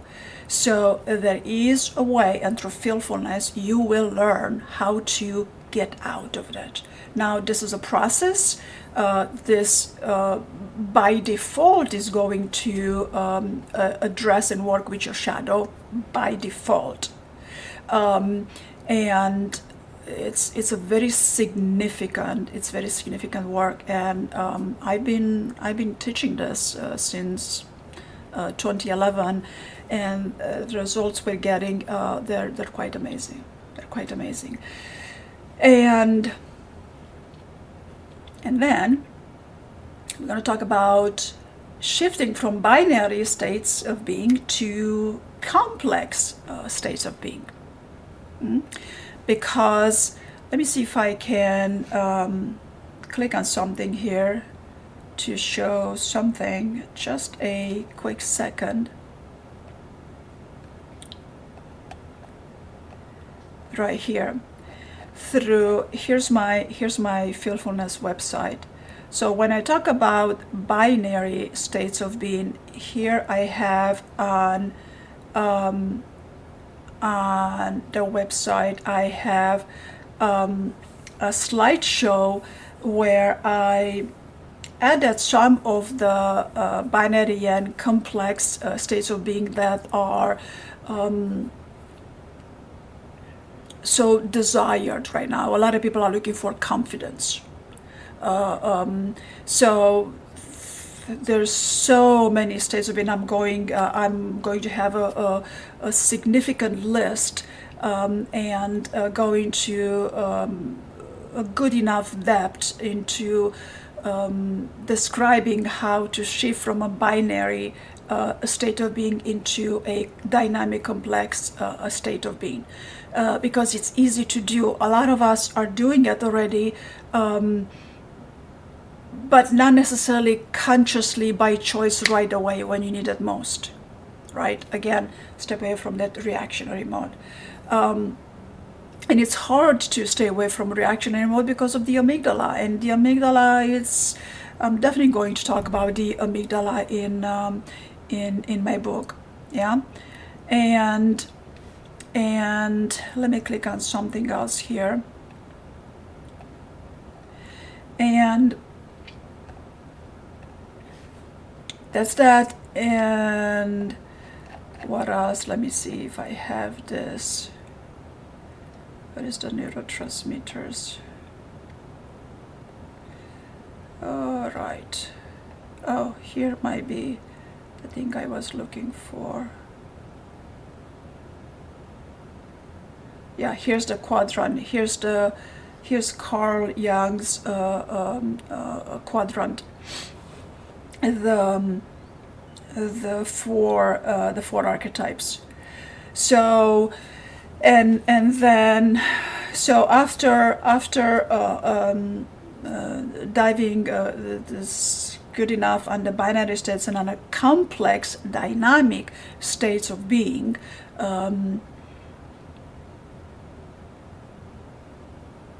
You're going to begin to understand the importance of generating states and how do you quicker generate the states of being through the dynamic, complex states of being. And then, of course, then what naturally follows after that is the authentic state of happiness. New Science, Martin Seligman, father of the positive psychology, the developing human potential, and then the flow state as brought to us by Mihaly Csikszentmihalyi, because eventually we all want to experience the flow state, and fearfulness is going to teach you how to. Well, at first you're going to practice and intentionally shift into it, and after a while, it's going to become a habit because you're going to create an archetype of your flow state, because everybody's flow state is different according to their self. There's this big quadrant over here to the stage to which they are in balancing the shadow with their persona, this too, and in how far along are they in the process of individuation, and in addition to that, everybody has their own processes. Now, this is quite an image to work on. I've been inspired. Matthew Wozniak, PhD, inspired. This image is inspired by his work, and we know that an image is worth 1,000 words. So this image is in a process of. I'm in a process of redoing this image because I don't particularly like this separation over here. but then Canva, it's a great tool for me to create these images. So I have to spend a little bit more time into redoing this image. That this image has a lot to do with William James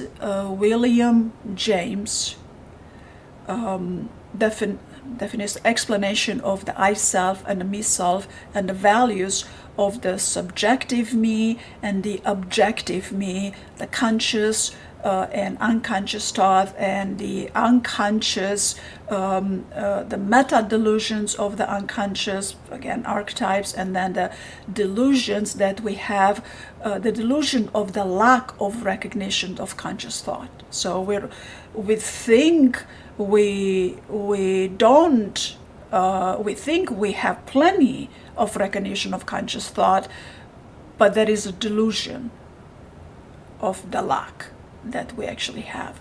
So here's where Carl Jung work into the process of individuation, to balancing the working through the shadow, to balance the shadow with the persona, with the whole of anima animus into the process of your individuation, is going to help tremendously with that.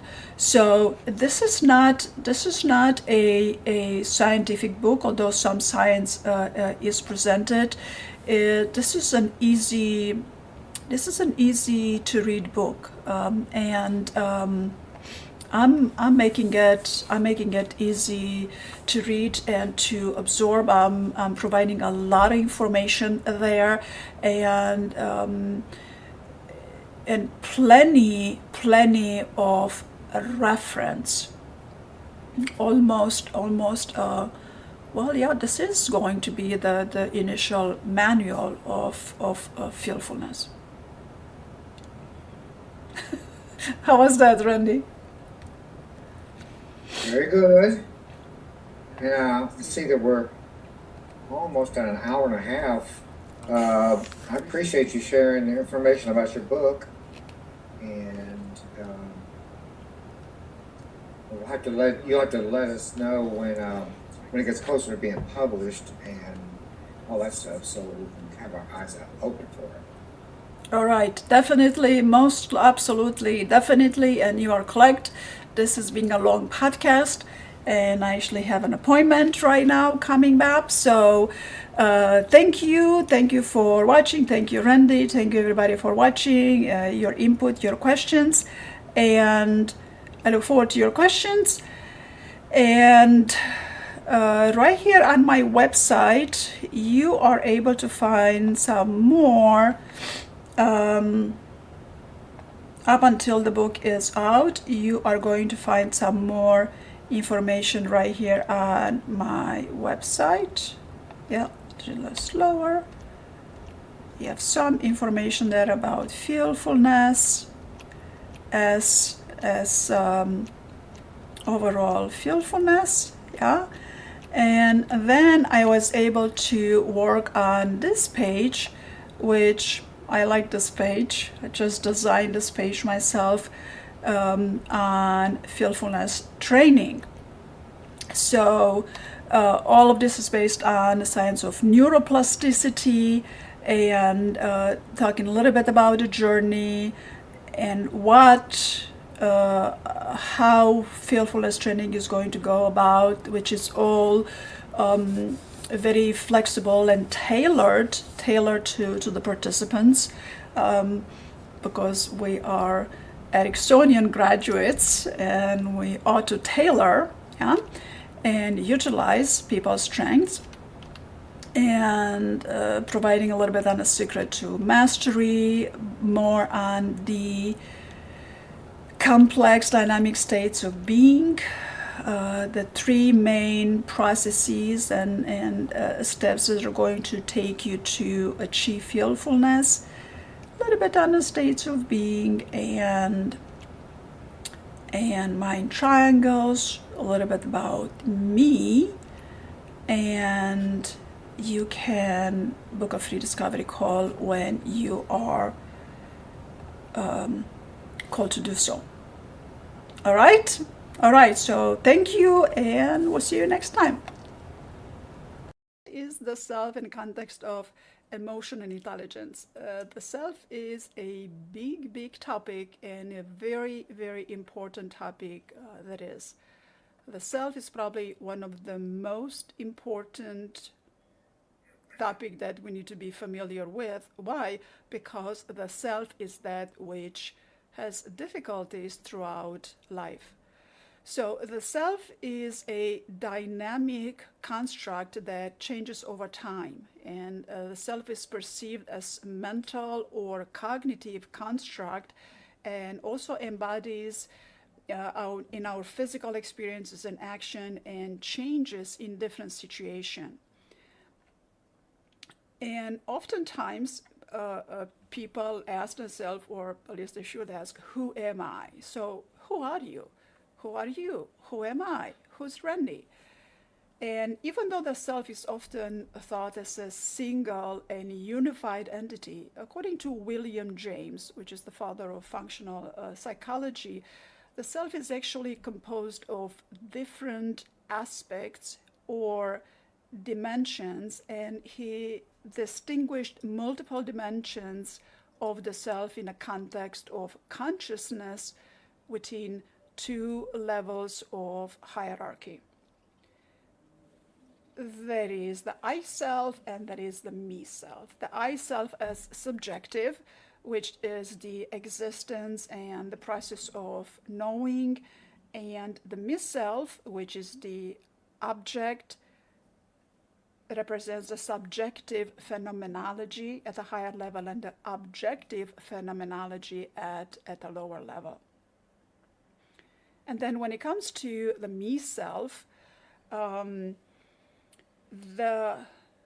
observation and accumulation of information of the I self creates three types of knowledge for the me self. So there has to be an I self before there is a me self. And I self accumulates knowledge and information. And this creates a me self at three different layers: material self, social self, and spiritual self. And material self includes the body and the possessions. Social self comes closest to self-esteem, including all characteristics recognized by others. The spiritual self is made of evaluation regarding the self. Evaluation regarding the self, our perceived abilities, attitudes, interests, values, beliefs, opinion, motivation, traits, etc. So when it comes to this evaluation, we're going further. The evaluation also, they come in three different areas, according to William James, the father of functional psychology: the real self, ideal self, and dreaded self.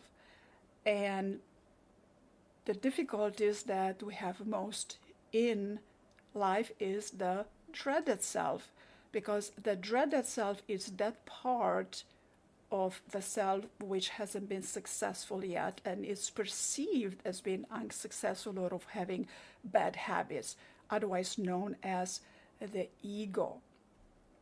And this dreaded self, otherwise known as the ego, is also perceived as a failure to meet social expectations and commonly known as being self-centered and sometimes narcissistic. So the purpose of the self and understanding these different layers of the self is understanding that the self develops in stages by uniting all of these identities, these layers of the self, and living up to social expectations over the factual world problems become much more complex, while these developmental stages bring complex personal, moral, and cultural demands. So the self is a complex construct that comes with I self, the me self as subjective, me self as objective, conscious thoughts, unconscious thoughts, delusions, meta delusions, phenomenology at least three different layers, and so on. So emotional intelligence comes in here very handy and very necessary to help us understand parts of the self and help us unite these different parts of the self with more ease. But what's happening lately, there's a good amount of individuals, even professionally in the mental health field, that they mistaken emotional intelligence teaching for professing psychology. So teaching emotional intelligence and professional psychology are two very different things. And we're going to have Randy talk about the different types of therapists to understand what their school of thought and what lies behind their certification and licensure and their short or long list of ethics and so on. Randy?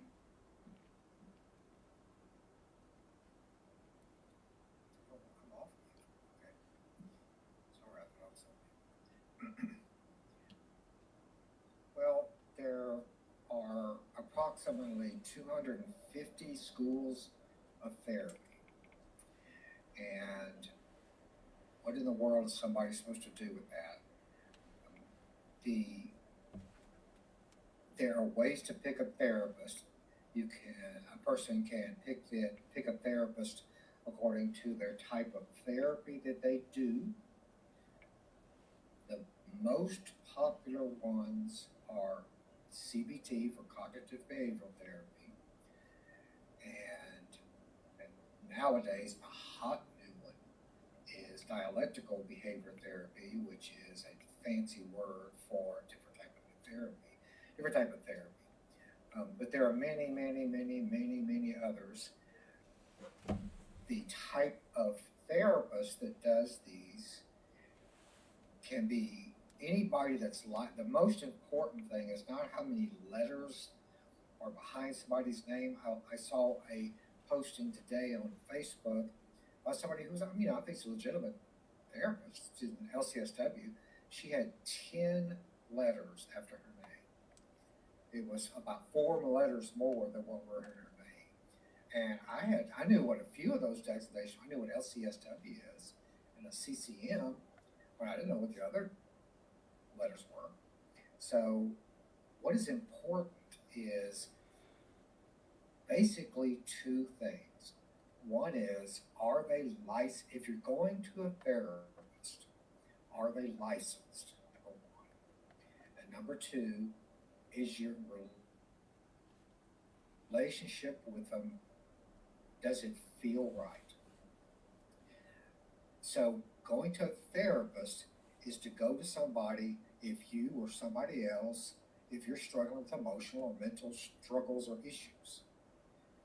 Somebody can go to a hypnotherapist for other issues. Maybe I want to learn how to improve my emotional intelligence. Anybody can teach that. That's a skill that's learned. That's not therapy. That's not a type of therapy. And anybody can, and in fact, anybody can do these other schools of therapy. It's just being very careful about who's monitored, who's licensed. Hypnotherapists are not licensed. They're not regulated that way. Licensed means that there is the state monitors the profession. Is that a big deal? I mean, it is. It's a very important thing. But in my state, Louisiana, hairdressers are licensed. So it doesn't mean that somebody's a genius if they're licensed. Even though hairdressers can be geniuses, I don't mean to imply that they're not all, but it doesn't mean that if a person's license just means that there's an oversight by a governing board. That's all that it means. It doesn't legitimize or delegitimize anything. I'm gonna get myself in hot water with hairdressers now, but anyway. Um, so the the main thing with hypnotherapy is to make sure that the therapist is certified. And there are several national groups that do certification for hypnotherapists. Some are legit, some aren't. That takes a little more digging. But I have known several hypnotists here and there. And they're trained, they go to a weekend workshop and they get trained and they call themselves hypnotherapists. And there are some programs that will certify you in hypnotherapy with the weekend training where the price includes lunch. So just being certified doesn't cut it. If somebody's very interested in it, they should look into who is certified and research who certifies them and research that organization. Karma's certified nationally, I'm certified nationally, but there are lots of people that aren't. And so, but the other thing I'll say, then I'll stop talking, is for instance, the letters behind somebody's name. If it's an MD or a DO or an NP or a what's the other nurse practitioner? I believe there's another designation for nurse practitioner, which is blocking right this moment. But there are, I think it's, I'm just blocking it. Anyway, those are all medical designations. Those are people who prescribe medicine typically. PhD is somebody who's gotten a doctorate in psychology. They go to school longer than somebody like me. They're usually smarter than somebody like me. These ones I know are. They're very intelligent people. They do a lot of research and they spend a lot of time getting their degree and doing post-degree research and so on and so forth. That doesn't make them a better therapist. It just means that they're more educated. Plain and simple. That's all it means. They've gotten more educated. And they've got a bigger student loan probably. So an LCSW is a licensed clinical social worker. That's the highest level a social worker could be. An LPC is the newest one. That's a licensed professional counselor. What's the difference? There's not, I mean, it's splitting hairs, but an LPC, their school of thought was based years ago in education. They tend to be, philosophically speaking, more educationally oriented. That's not true of everyone. And it's changed a lot since those days, but that's sort of their basis. Social work is more focused on social services, and a social work, a licensed clinical social worker is going to probably be more focused on different types of therapy and schools of therapy. That's what they're taught. But I'll tell you, and then there's LPCs, and then there's a whole bunch of others. There's a licensed addictions counselors. There's certified DBT therapists, certified cognitive behavioral therapists, on and on. Just do the research on the internet. It's simple, very simple to do. The important thing is this person certified nationally and or licensed, and do they have a reputation? Is it something do you feel comfortable, you as a client feel comfortable hiring them? Do you feel like they can help you? I will give you an example of somebody I would not use. I called somebody up, and it was a hypnotherapist, for instance, and I said, I just want to know where your training's got, and they say, oh, I did a lot of my own self training, And these schools of hypnotherapy, they're all a scam. So I did a lot of my self training. But come on in. We'll talk about can I? Let me just tell you what my problem is real quick, so you can know. Well, no, come on in, and we'll talk about it. I wouldn't go to somebody like that. I would want to make sure they knew if they said to me instead, yes, here's where I trained, here's my website, here's where you can see my credentials, here's where you can see who certified me. Um, let's talk for 10 minutes, no cost, and you give me a very short version of what's going on with you, and then we'll set the first appointment. That's somebody I'll probably see. It doesn't mean that they'd be right for me, but that's probably who I would see. And there was one other point I was going to make was, what Karma was saying in terms of emotional intelligence. Emotional intelligence is is an idea, it's a theory, and it's a skill that's being taught. It's a theory that eventually developed into some skills, listening skills, self-regulation skills, identifying emotion skills. It's a skill thing. It's not therapy. Anybody can do it. The books about emotional intelligence are written for the general public. So it's not some kind of special therapy. It's something they want anybody to do it. They think anybody should have it. So somebody can practice emotional therapy. That's emotional intelligence therapy, but that's a little iffy. But yeah, emotional intelligence is something that is available for anybody, including the general public. So anyway, I hope that clarifies a little bit of it.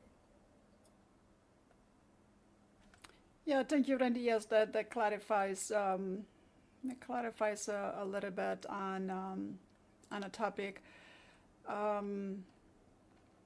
I had a conversation with a bunch of my colleagues, and I was told that someone was accused of professing psychology just by teaching emotional intelligence. And I'm not sure if that is to be taken as a compliment or as something else. So when it comes to the reason older people might mistake emotional intelligence teaching for psychotherapy, there are several reasons. One of them would be lack of familiarity of what emotional intelligence is, overlapping concepts, limited exposure to emotional intelligence, language and terminology, preconceived notion, and most definitely limited awareness of evolving fields. So life has been happening so fast at an accelerated rate at least for the past 20, 30 years. So much knowledge has entered the planet that we don't have time to keep up with all of that. So being educated over what emotional intelligence is necessary nowadays only for the sole purpose of experiencing life at such an accelerated rate. On the other hand, someone that works in a mental health field or just a health field, but more so someone that's employed in a mental health field, I would assume and I would preconceive that they would be familiar with what emotional intelligence is. But apparently not everybody is, which is okay. That's why we have this podcast, me and Randy, to educate on emotional intelligence skills, and all as much as we get to do it publicly about emotional intelligence.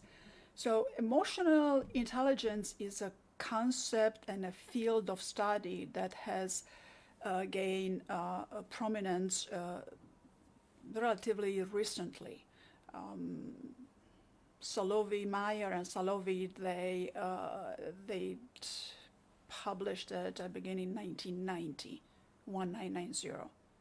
Well, in 1990 in Romania, the field of psychology just started to take to begin to exist. Emotional intelligence in 1990 over here in the United States started to take off. So, of course, there will be older individuals that might not be familiar with some of the terms and specificity when it comes to emotional intelligence. And there are overlapping concepts and language when it comes to emotional intelligence and psychology, and some of them, they share some common area of focus, such as understanding human behavior, understanding your triggers, understanding your emotions, and understanding interpersonal relationships. But emotional intelligence teaching and training and skills is not the same as psychotherapy, right? And this overlap can leads to the confusion, especially if an older person has a background of familiarity with traditional psychology teachings. So I would assume that in continuing education, at least over here in the United States, some will emphasize some emotional intelligence concepts.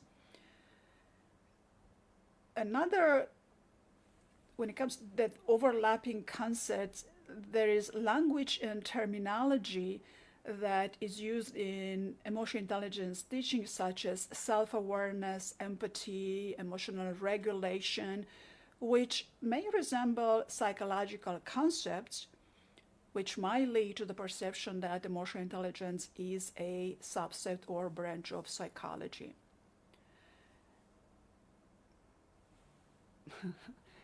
Which is not, right? It's just similar terminology and an overlap of common language and terminology, and what we do with that language and terminology. Another good reason for mistakenly make false accusation would be a limited exposure to emotional intelligence. Because emotional intelligence may not have been widely discussed or emphasized during someone's formative years many years ago. If someone grew up before 1990s, emotional intelligence wasn't, emotional intelligence started to take off in the United States that I'm aware of in 1990s. In Romania, emotional intelligence, it's probably, when did it enter? It's hard to say, but Romania started developing psychology as a field in 1990, and psychology as a field was well developed in the United States in 1990. So it helps us understand why would an older person would misconstrue emotional intelligence teaching for psychotherapy. And preconceived notion is always a troublemaker, because that's when we have misunderstanding because of the preconceived notions. Older individual may have the preconceived notions about what constitutes psychology and may assume that any teaching related to emotion and behavior fall under the domain of psychology.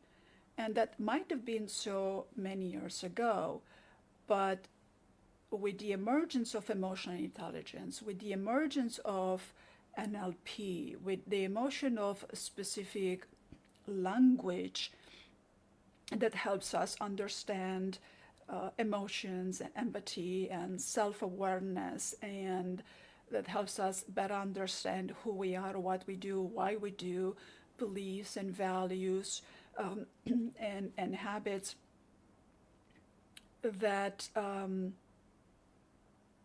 those preconceived notions are not helping.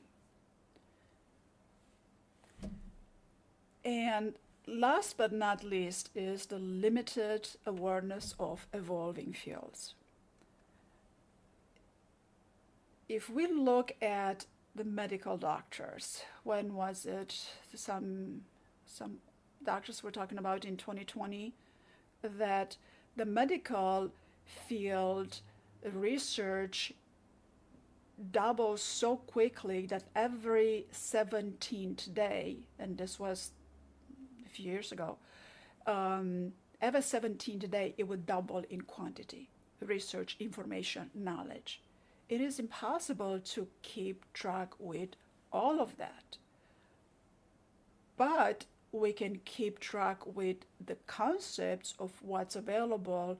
We don't necessarily have to be experts with all that it is available, because making false accusation, it's not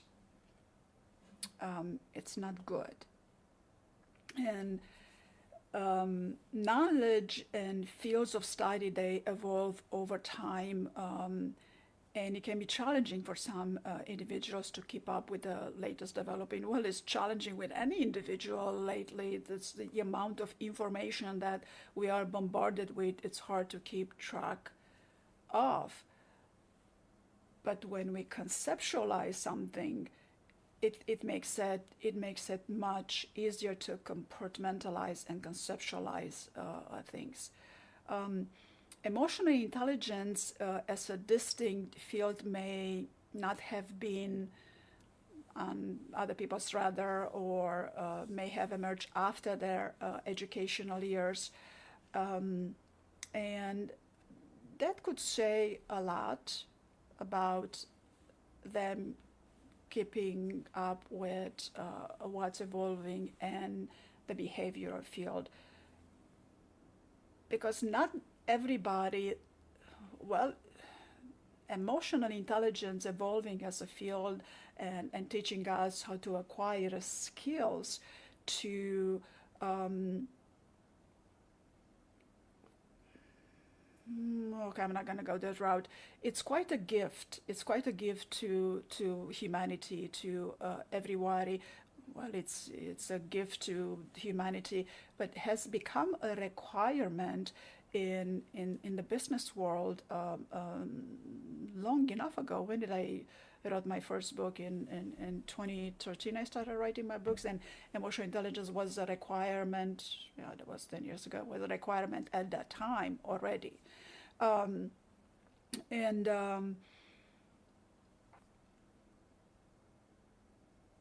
Not everybody that needs to understand their behavior, not everybody that needs to learn how to manage their emotions and develop empathy and compassion and building leadership skills and building team needs to have psychotherapy.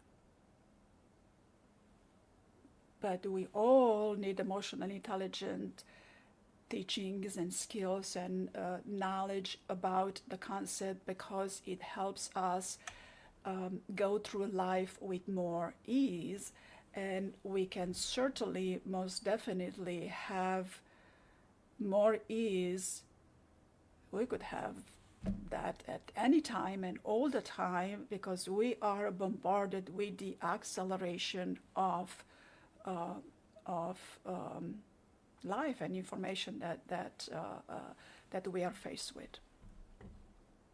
Randy?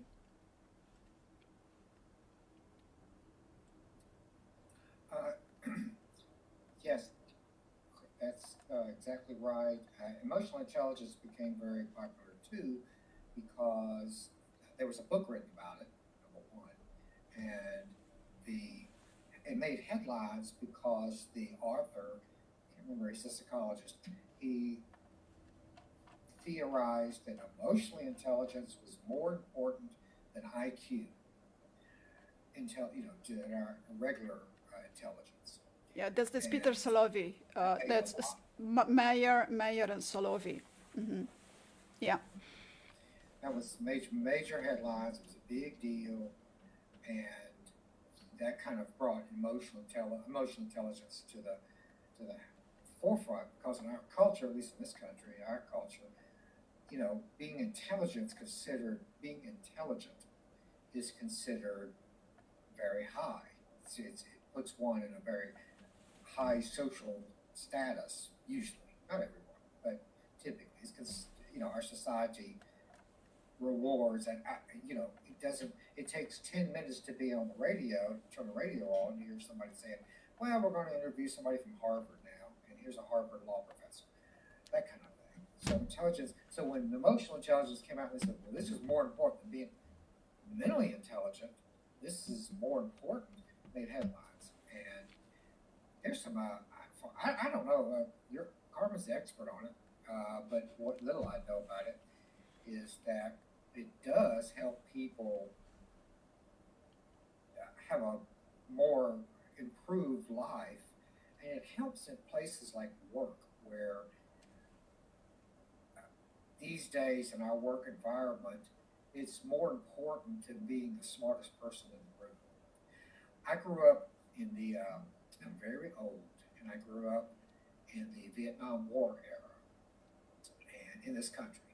And those of our vast audience here who remember those days, remember that the people that got us into Vietnam were considered the most intelligent people in the country, some of the most. One of them was the head of Ford Motor Company. And there was a book written about this whole era. It's called The Best and the Brightest, and that describes it perfectly. The best and the brightest. They were the smartest people in the country, and they got us into Vietnam. So intelligence. In my generation, my older boomer generation, we used to be proud to be boomers. Now it's kind of a badge now it's dishonor. But anyway, us boomers tend to, generally speaking, be wary of this. The smarter somebody is, the better. It's nice to be smart. I wish I was smart, but emotional intelligence is something anybody can learn. It has no basis in education or intellectual ability. It's something anybody can learn. And skills and hypnotherapy can enhance that, because it can help people practice those skills in a very effective way. 1 or 2 sessions. You could make an appointment with Carmen for 2 or 3 sessions and say, can you teach me some emotional intelligence skills? And you would leave having a much better ability to use those skills. Yes, you are correct. And just one other thing is to clarify, or just to emphasize, is that emotional intelligence is not psychotherapy, no more than improving self-esteem is psychotherapy. Emotional intelligence is a set of skills available to anybody. It has nothing to do with psychotherapy. So yes. Yeah, thank you, Randy. Thank you for enlightening us. And you are not old, if you ask me. What do I click on? Well, I'll have to start asking you a lot. All right. No, you're not old whatsoever. Okay, so what emotional intelligence, it's an absolute necessity when it comes to relationship. And someone just made a comment that emotional intelligence is important for relationship. Yes, it is, and it's highly, highly important for relationship. And what are relationship? Well, relationship, it's a big topic of conversation, and we can definitely have a lot of podcasts on that. But some of the topics that emotional intelligence teaches us are self-awareness, and you don't have to do psychotherapy to become self-aware. Emotional regulation, which there's plenty of strategies and techniques for managing and regulating emotions for you to make informed decision and foster positive relationship. And the interesting thing is that many years ago, having a high IQ was valued over high EQ, emotional intelligence, but a lot of the high IQ in a work area, a lot of those people were not nice people. They were rude and demeaning and condescending to other people, and that's not good in an organization. It takes the whole team down. So there was a need to have these people focus on regulating their emotion as well, and also focusing on understanding the role of their self-awareness and the impact of the impact they have over the impact that their behavior and the communication style has over other people. Other skills that emotional intelligence goes over, it's empathy and social awareness. Empathy is and social awareness are better understood as being able to connect with others, put yourself in other shoes, and don't be so judgmental, and try to understand things from their perspective, which is not always very easy to do, but with a proper levels of emotional intelligence that becomes easier to do. One of the most important thing you will ever learn from emotional intelligence is communication and active listening. Oftentimes during communication, when people talk, there's a conversation between two people, you might not, okay, how do I say this? Oftentimes people are waiting to make their statement to say what they're about to say, as opposed to listening to what the other people is saying. And effective communication and active listening skill, it's very important for building trust, fostering collaboration, resolving conflicts, and of course enhancing relationships. And building resilience also is very important, to build and develop resilience to navigate all the challenges and all the setbacks and all the stress in all of the roles we have in life. How many layers and levels of the self did I present earlier? Quite an enough number. But when we take that and go into the parts theory, that's going to get even more complex. Right? So it's very important to develop this resilience. And we don't need to have psychotherapy to develop resilience. Some people do, some people don't. The decision making, it's so important. Making decision out of emotion at an emotionally aroused moment, it's not recommended. I always caution people to refrain from making a life-altering decision during difficult times. Why? Because it's because it's very important. Because the decision you make when you are going through an emotionally aroused situation, a couple of minutes, a couple of hours, or a couple of days, the decision you make at that time is going to be a very different decision should you have experience different set of emotions. So emotions impact us tremendously, and they affect what we do, how we perceive, how we feel, decisions that we make. And we make decisions, we make a lot of unconscious decisions that it's highly emotional intelligence for us to become aware of the decisions that we make, consciously and unconsciously. And conflict resolution, just by building empathy and communication with active listening skills, there will be no conflict. It would be just communication, understanding that a difference of opinion is oftentimes welcome, and it can be a resource full of potential for growth, full of potential for expansion, and something that doesn't have to evolve into a conflict. But we are so, as human beings, we are so busy being in conflict with arguing with another, that is very wise to develop some emotional intelligence skills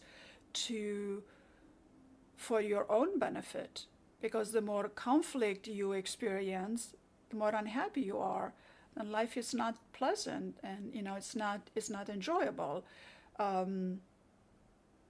unless conflict is something that you really look forward to and enjoy the conflict. We sometimes you enjoy it, not at someone else's expense. And if you enjoy conflict, by all means, there's lots of sports that you can go engage in, and go ahead and enjoy your conflict release in a sports team. But to constantly be in conflict with other people, doesn't help you, doesn't help them. Having a difference of opinion, that will always provide an opportunity for growth and expansion as opposed to conflict. Reflection, self-reflection, self-reflection is very important for you becoming self-aware, for developing emotional intelligence skill. It's important for personal growth, for continuous learning, leadership development.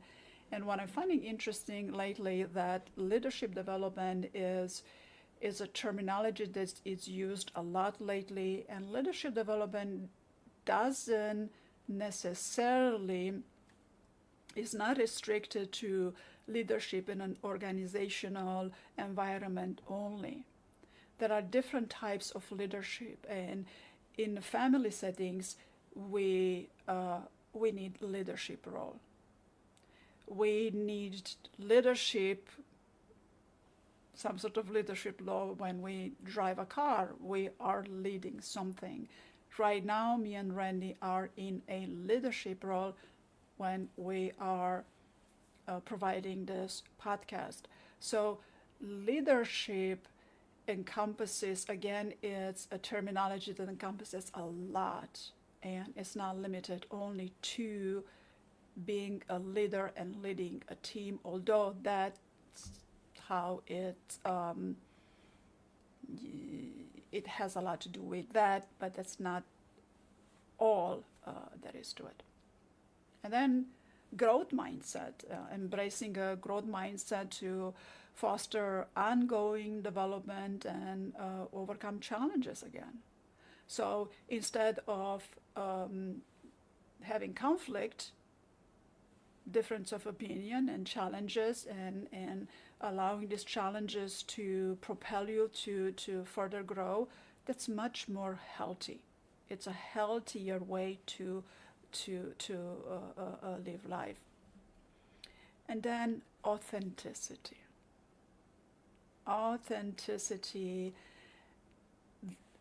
is that which is going to help you understand the layers of self, become self-aware, and become more authentic with who you are, and being appropriately authentic in the environment that you're in at any given moment.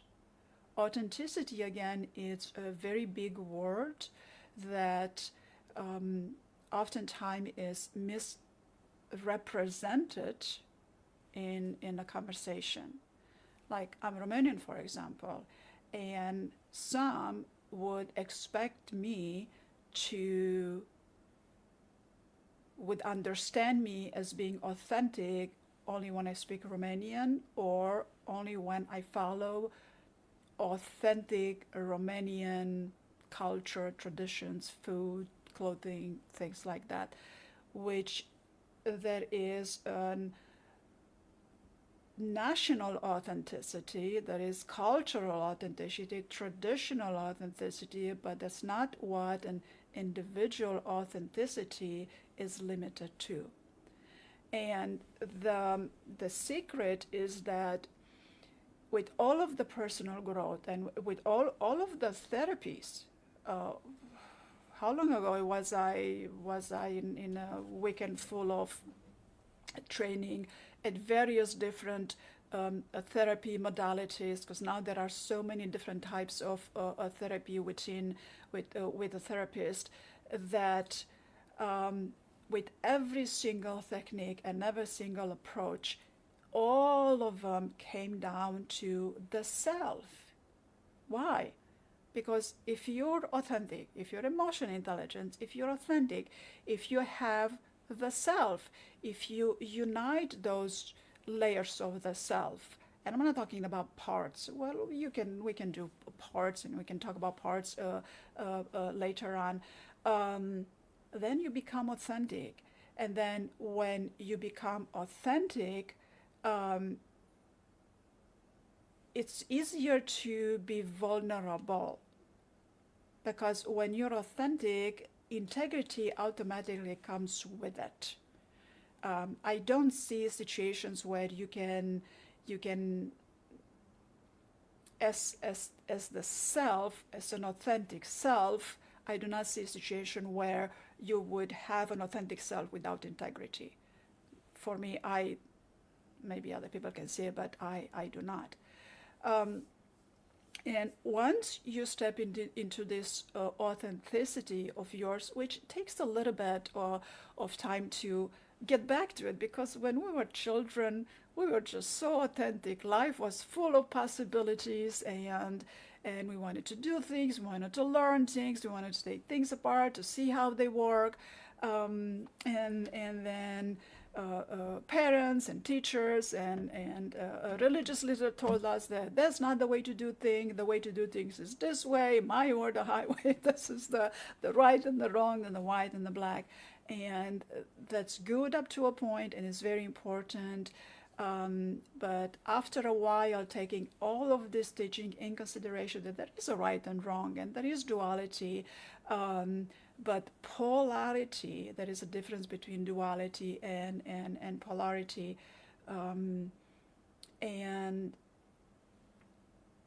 and embracing your authentic self with integrity and compassion and self-awareness and empathy. This is what we are striving for in life. This is where we're heading to. This is what all of that therapy. We go to therapy because something is not working right, something bothers us, something doesn't work well. So as with all of the therapy that we go through all the steps, eventually we have to arrive to the self without being selfish, because arriving to the self and arriving to the authenticity of the self doesn't mean that you're going to be selfish. Randy?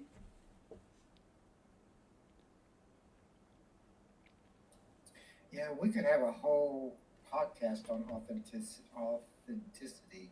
It's one of the things I like your idea of integrity and honesty.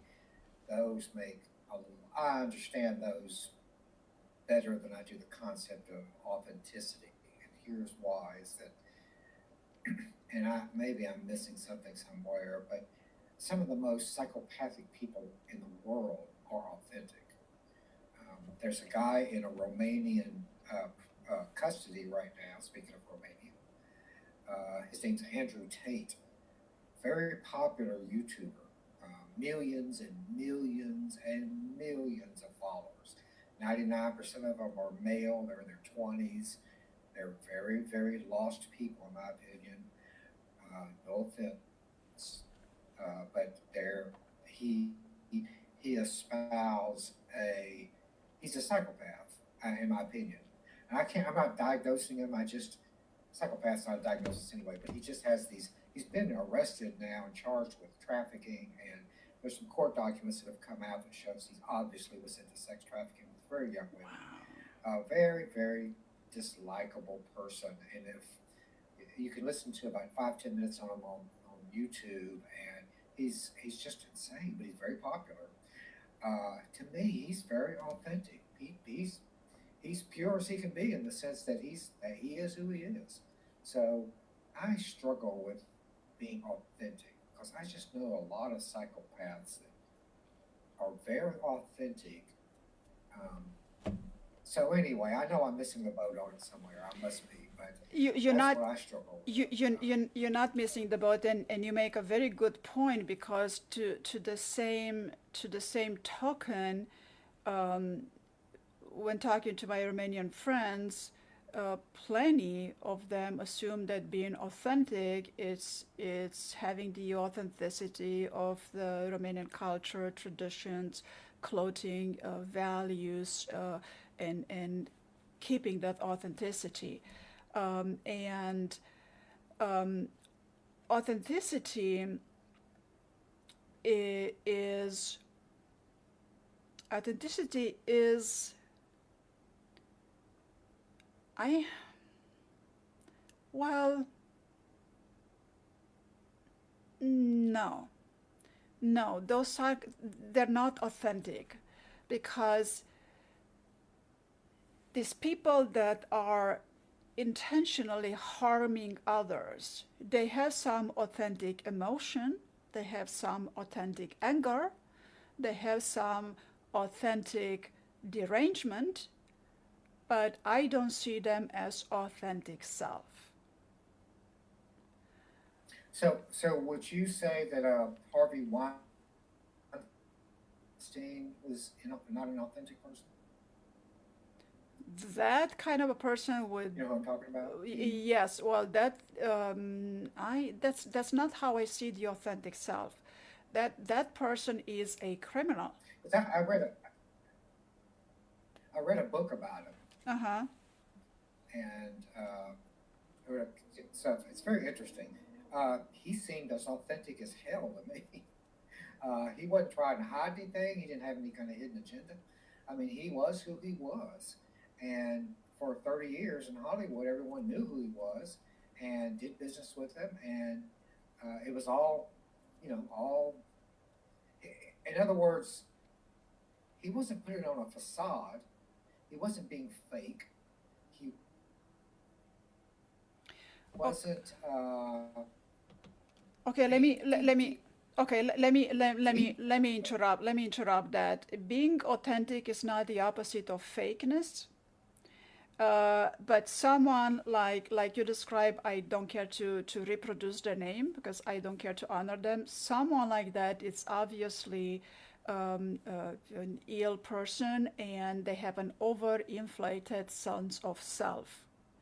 And the sense of self is the I self and the me self and self evaluation. Their self evaluation is out of it's derailed, and the when it in between the I self and the me self, there's a bit too much it's an out of balance towards the object the phenomenology, experiencing the myself as an object to the material self, and ignoring the social self and the spiritual self.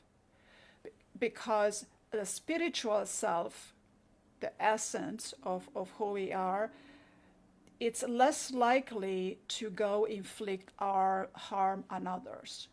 And someone who's, you mentioned the other guy, don't reproduce their name because I don't want to honor them by stating their name. When they go harm others and abuse others and oppress others, they are lacking something very essential from their self. I self, me self. The me self, material self, social self, spiritual self. Self-evaluation, we have real self, ideal self, dreaded self. So in order for the self to become authentic, all of this need to be united in simple terms. Carl Jung called this the process of individuation. And yes, these people might, I accept their shadow and embrace their shadow, but no, I do not see them as authentic. I see them as we shouldn't have. I see them as they need to be thrown in jail, and one of them was, and the other one is, what did you say? It was arrested, and don't pronounce their name again. I don't care to call their name again. They are severely lacking the understanding of the I self and the other parts of the self. But you have a gift, Randy. You have a gift to go to take this to this polarity, which is so valuable in this context, because something needs to be clarified. And if you wouldn't have taken this polarity, I wouldn't have made this clarification. And this is at least from my point of view, because that is a complete lack of emotional intelligence for someone to hurt somebody, to abuse them, to rape them and sex trafficking, and that is it's a zero emotional intelligence level, and on top of that, even being condescending and demeaning someone's value, that's a lower level of emotional intelligence. So in order to unite the self, you need to elevate your emotional intelligence level. So how's that? Yeah, that makes sense. And those were very extreme examples. I think all of us have been around people. I don't know, the medical field that I've been involved in for most of my professional life. There's just a lot of people who it's very dog eat dog, for lack of a better term. And I don't know if it's a lack of emotional intelligence. The people seem authentic. Now, these are not extremes like I was talking about. These are just regular people, but they do. There's a lot of, and I'm way exaggerating, but I've been around. I've worked with medical people who are bullies. Uh, just can be very difficult. And when people say, I I want to be more authentic, I think sometimes of those people. I think, if I asked this, I worked for a nurse once who was just a monster, and I don't mean, I mean just a very difficult person to work with. She eventually was fired because she was stealing from the company that I worked for, the hospital. Wow. But before that happened, she made life miserable for a bunch of us. And if I asked her, or if somebody said, "Do you feel like you're living an authentic life?" I think she'd say, "Oh, 100%. You better believe it. I'm full of So it's a weird concept to me. I can point the finger and say, "Oh, she's not authentic." That's obvious. But if somebody asked her, I know she would say, "Oh, I'm the most authentic person in the whole city of Baton Rouge." And so, it's just a concept I'm not sure I understand. That's pretty clear. That's very obvious, and that's very authentic. Yes, it is. That's an authentic thought. But let me bring an image over here on the screen. Hopefully you can see it too. If not, if you don't see the image, Randy, maybe you can turn your tab into the Facebook where this is streaming. And if we look at the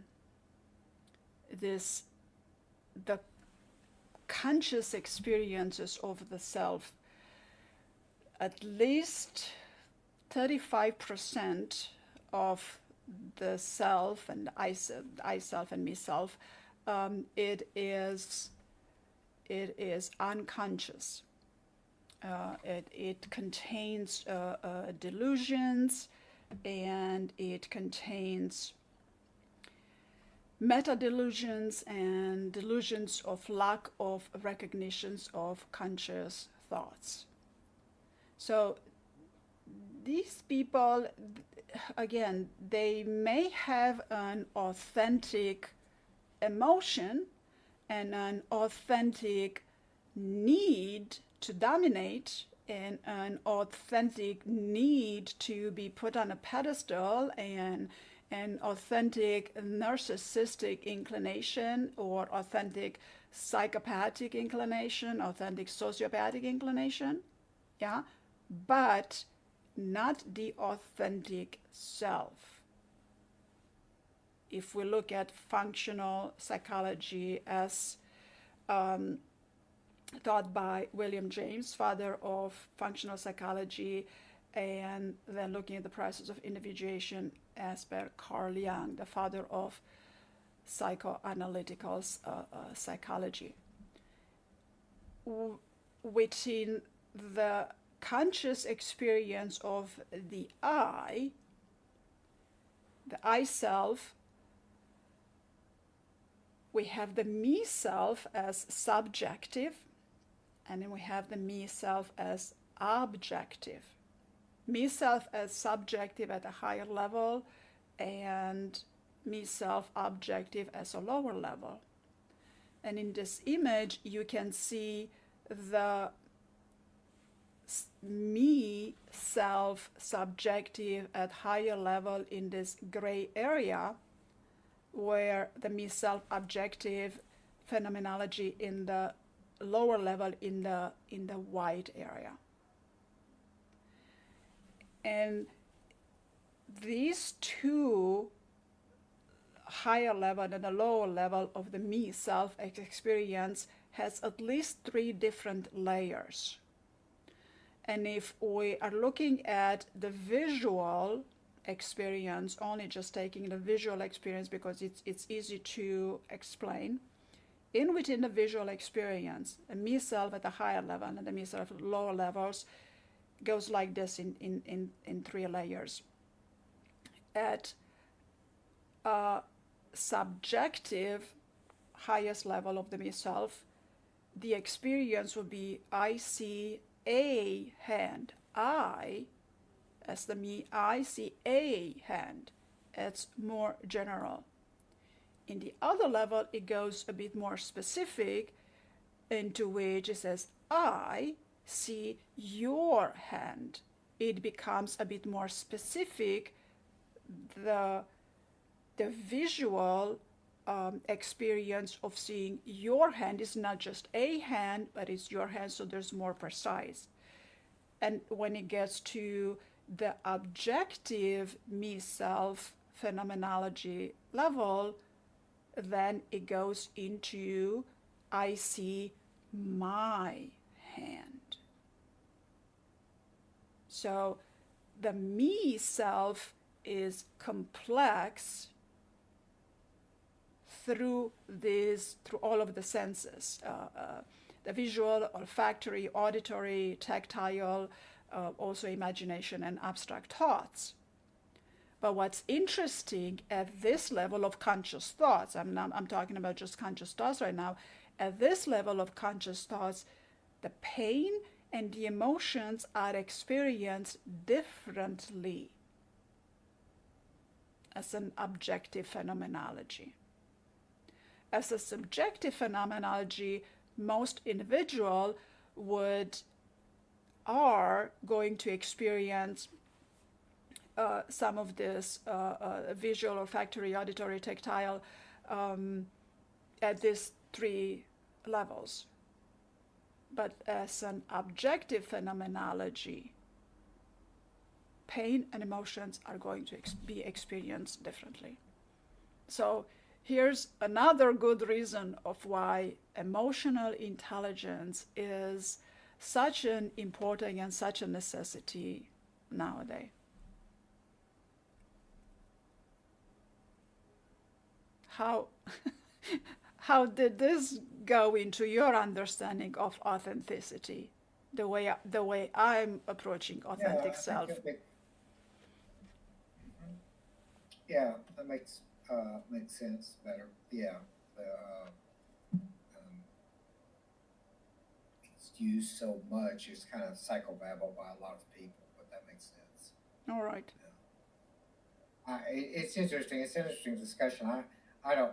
When I was doing therapy and as a hypnotist, I've never had anybody in therapy anyway come in and say, I want to pay you $100 an hour so I can be more authentic. I don't think I'm authentic enough. So it's sort of a theory that the regular people probably, it's something for therapists to be aware of, and counselors, coaches, and hypnotherapists, and those kind of coaching kind of things, because, like you said, it's so important. But in terms of what people pay us to help them do, it's usually not to become more authentic. Not in psychotherapy, because psychotherapy is pathology oriented. But hypnotherapy, and at least external hypnotherapy, is not pathology oriented, it's solution oriented. So when you look for solution, tailoring, utilization strengths, we look at the client's strengths. What are their strengths? What are their needs? What are their strengths? And that's going to fall immediately into their authenticity. And are we all aware of what's authentic? When we are authentic, when we're not authentic? It takes acquiring a bunch of skills to know when you are in your authentic self. And do I have some really cool skills to teach on that? But as the self is a being dynamic construct, so this authenticity becomes dynamic and appropriate to the circumstance at hand. And no, you're right. People are not gonna know. Well, I want to become more authentic. No, but you will hear people saying nowadays, I want to become the best version that I could be. I want to become valuable to society. I want to provide service to my fellow humans. Now, that is someone who wants to step into their authenticity. And why have they not stepped into? By now they have, but there's still some areas within the self where they have a lot of social expectations, whether it's from their job, whether it's from their religion, from their family. There's a bunch of expectations that they have not met, these other expectations that doesn't give them room to be their authentic self. And then it's also the misunderstanding that if they step into their authentic self, then they're not going to fulfill these social expectations, which is not so, because it's just a matter of a reframing. So NLP helps with that, hypnotherapy helps with that, coaching helps with that, emotional intelligence helps with that. And again, we're going to go back to the great magic of hypnotherapy, which lies into the fact that with hypnosis, you get into the deeper layers of yourself. And you find out, you work with your subconscious and you take out those parts of the self which are not serving you, things that you don't like. But uh, people like those two you mentioned, don't mention their name again, they don't care to do that. They're very stuck into their meta delusions, and it's a lack of recognition of their conscious thoughts, and they're very happy into the material, objective phenomenology experience of the self.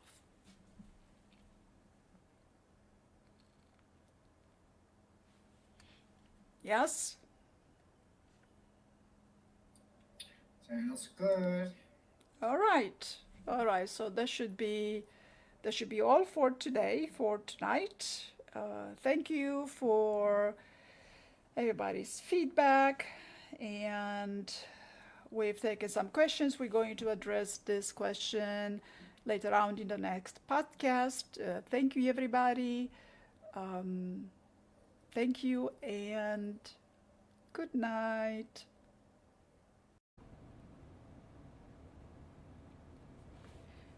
Authenticity, authentic living. What does it mean to be authentic and to live authentically?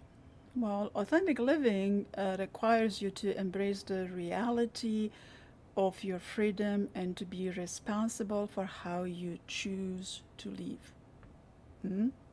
In psychology, authenticity is more than merely trying to be yourself. It requires you to know and to own who you are. Yeah? To know and to own who you are. Yet, how we balance authenticity and well-being throughout our lives and among the multiple roles we play usually brings many challenges. And it's supposed to, because otherwise life would be very boring, and what kind of authenticity would we have with all that boredom? Not a lot.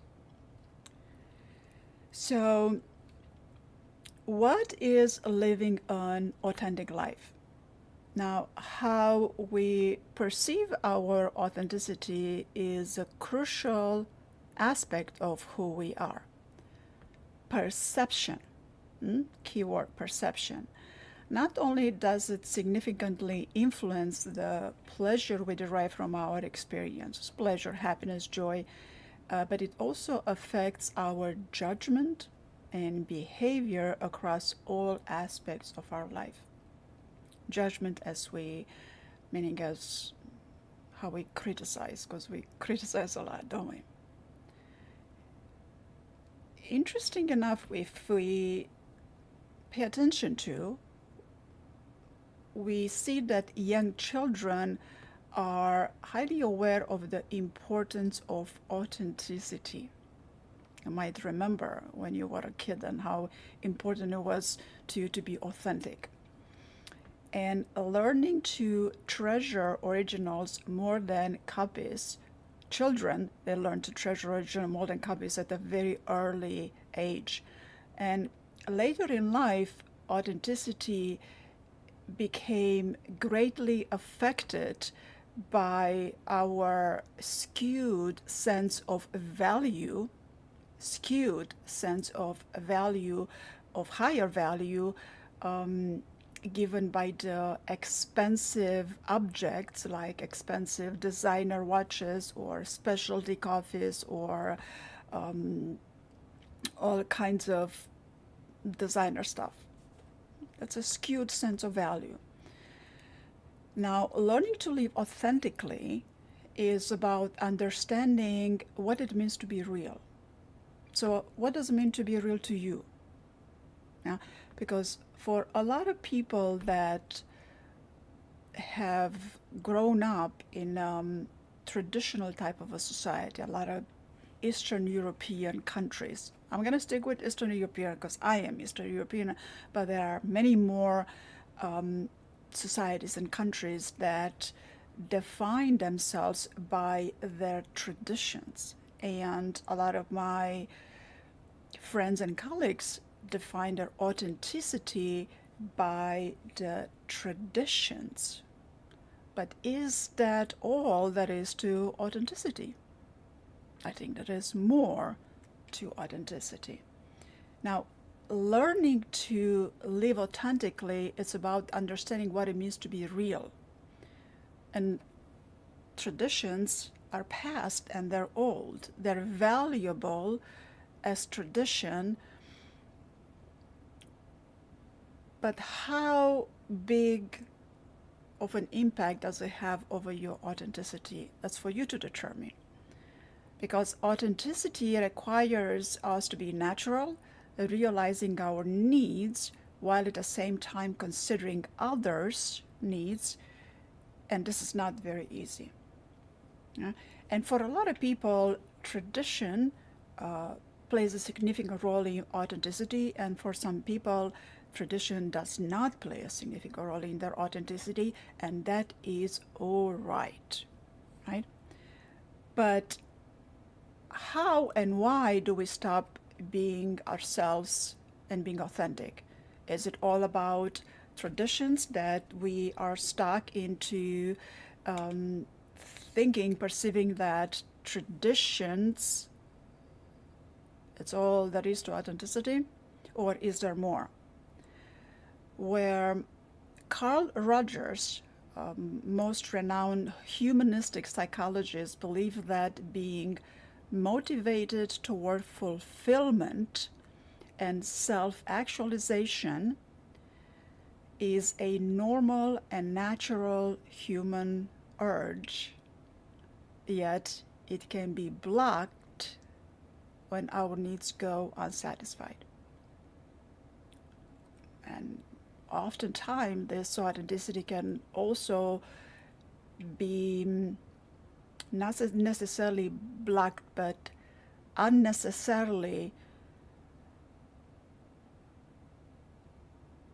what's the best word to use? Not finding the best word to use as to all of the tradition, hundreds and hundreds of years of tradition that need to be plugged into your authentic self. If that's important to you, it will be plugged. If it's not important to you, it won't be plugged. You will not be less authentic if you don't wear traditional clothes, that folkloric clothes that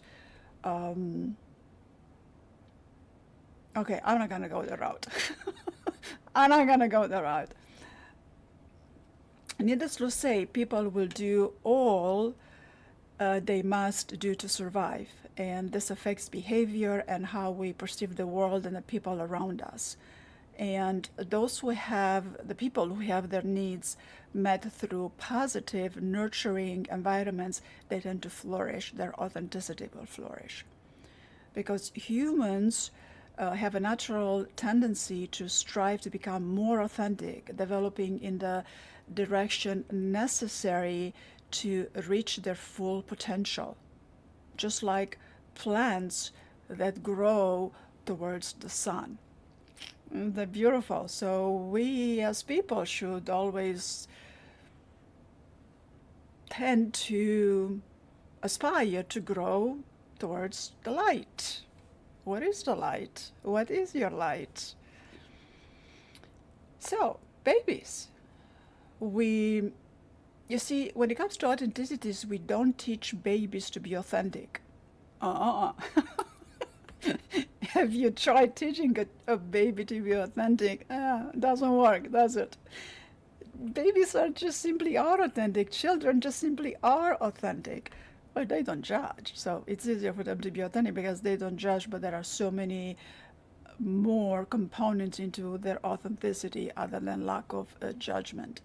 But they babies and children, they don't fake anything that goes inside them. They are completely in touch with who they are inside. Whether good or bad, they're in touch with what's going on inside. When they're hungry, they cry. When their needs are met, they stop crying. Yet, as self-awareness develops,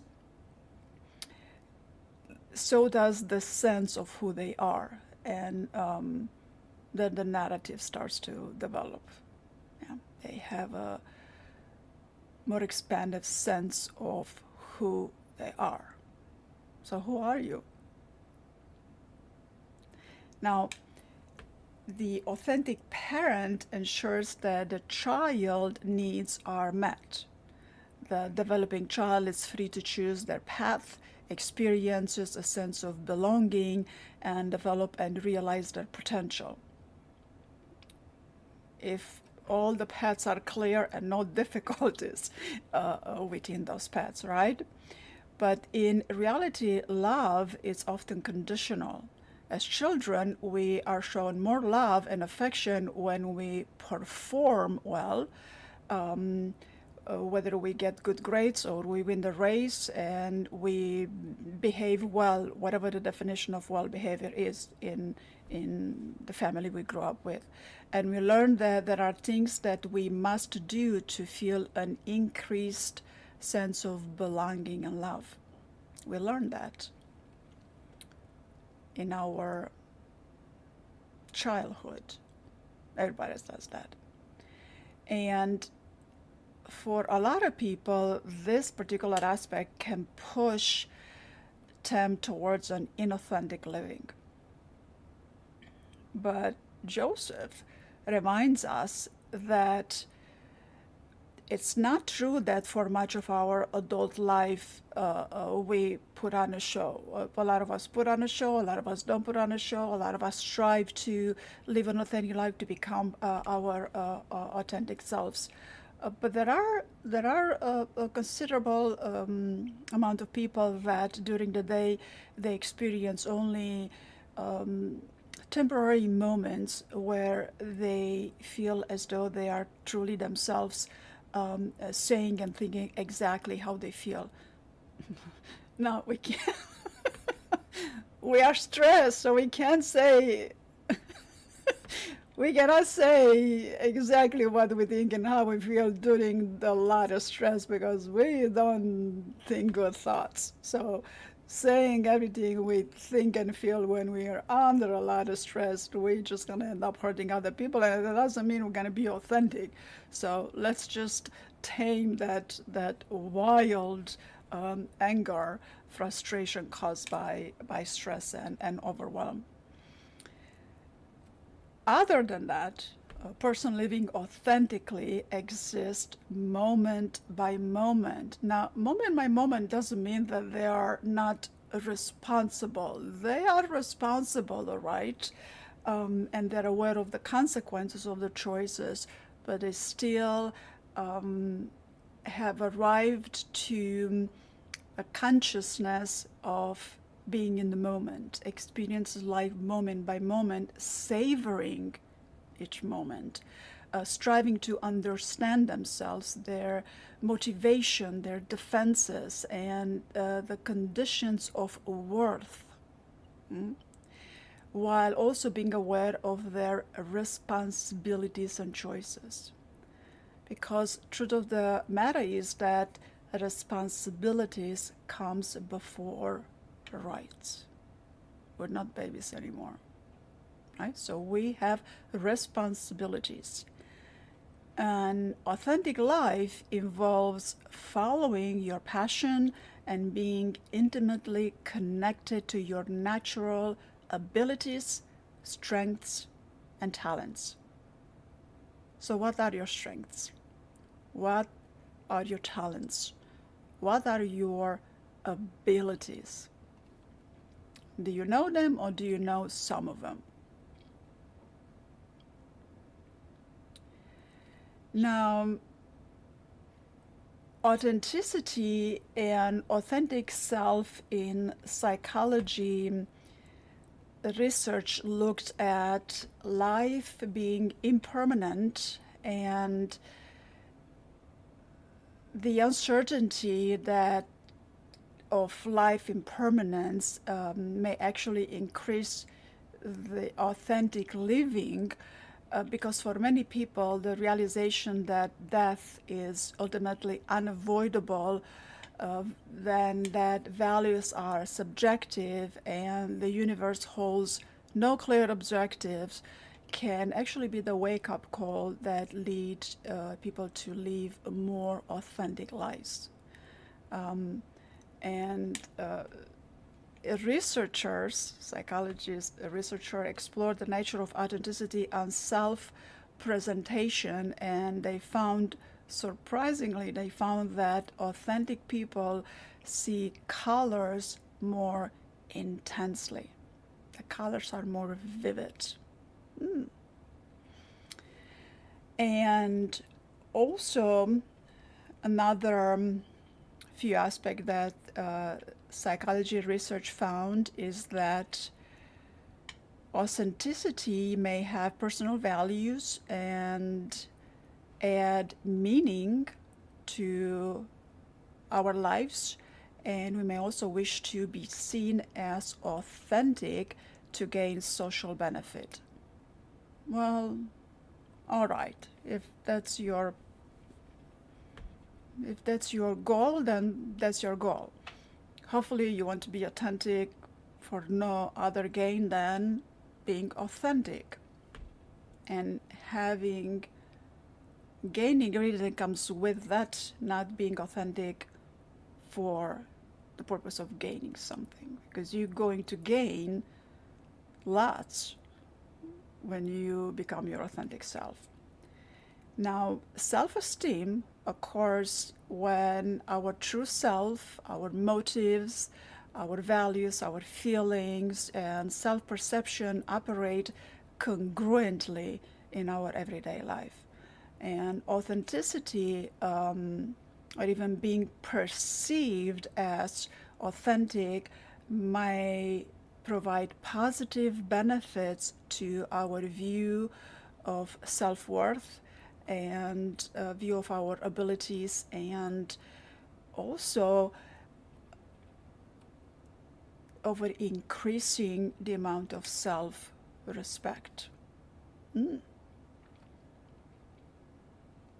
So, according to positive psychology, good life is not defined solely by the absence of psychological problems, but by experiences that go above and beyond the absence of the problems.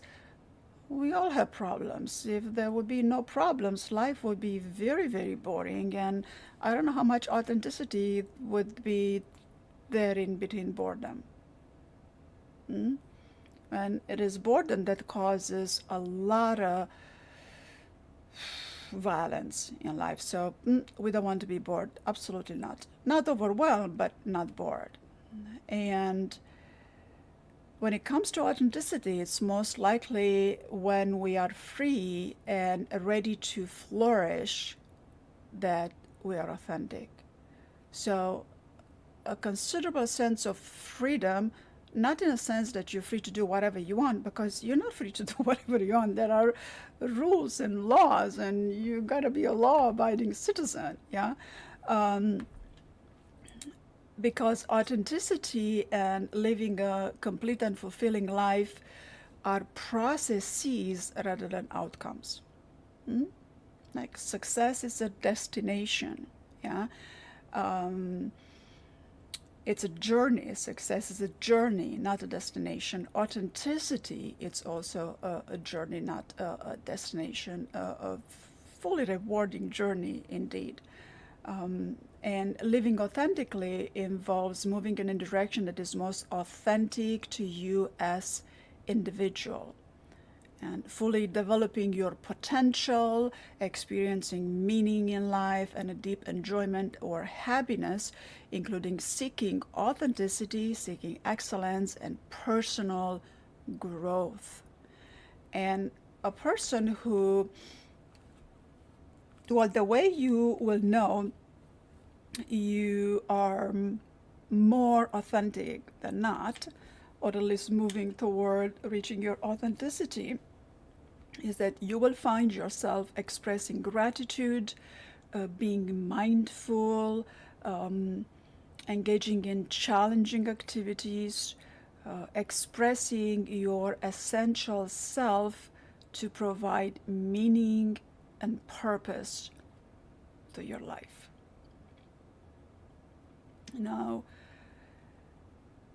renowned humanist psychologist Joseph suggests that asking yourself the following questions will help you tremendously in figuring out, are you authentic yet, or are you on your way to become authentic? Do you feel free to make your own choices? Well, I hope that you do. I hope that you're not a child and that you do feel free to make your own choices, right? And do you feel free to express your own views and opinions? Well, respectfully and in a positive way, do you feel free to express your own views and opinions? And this doesn't mean do you feel free to express all the criticism you feel you want to criticize everything up and down, left and right. I don't know. I mean, yeah, you feel free to criticize some, but is that all you do? Criticize? Well, no, that's not being authentic. Unless you want to be an authentic criticizer, right? And then do you feel you can be yourself on a day-to-day basis? It's important. So do you feel like you can be yourself on a day-to-day basis? And if your answer to this is no, then I want you to reflect on one other question. Could it be that you are not being true to who you are? Now, this is a loaded question, and I'd like to caution my European comrades and their ethnicity, and anybody that has an origin that has their identity attached to an ethnicity.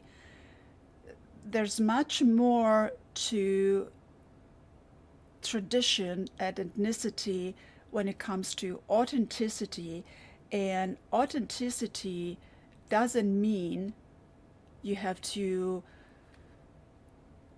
continue to, well, some traditions are good because they're healthy, but if some of the traditions that you're not in agreement with anymore, you don't have to hold them up if they're not true for you. Whatever tradition that is, some religious tradition, some other, what they're usually related, a lot of traditions that are usually related to religious ceremonies or some sort of cyclical ceremonies or giving birth or birthdays or baptism or weddings or things like that. So if some of those traditions agree with you, by all means, go ahead and have fun with it. If some of them do not agree with who you are today, you don't have to squeeze that into who you are. Why? Because you don't have to. You're not disrespecting any of that. It's just you don't find as much value in them as you used to find at some point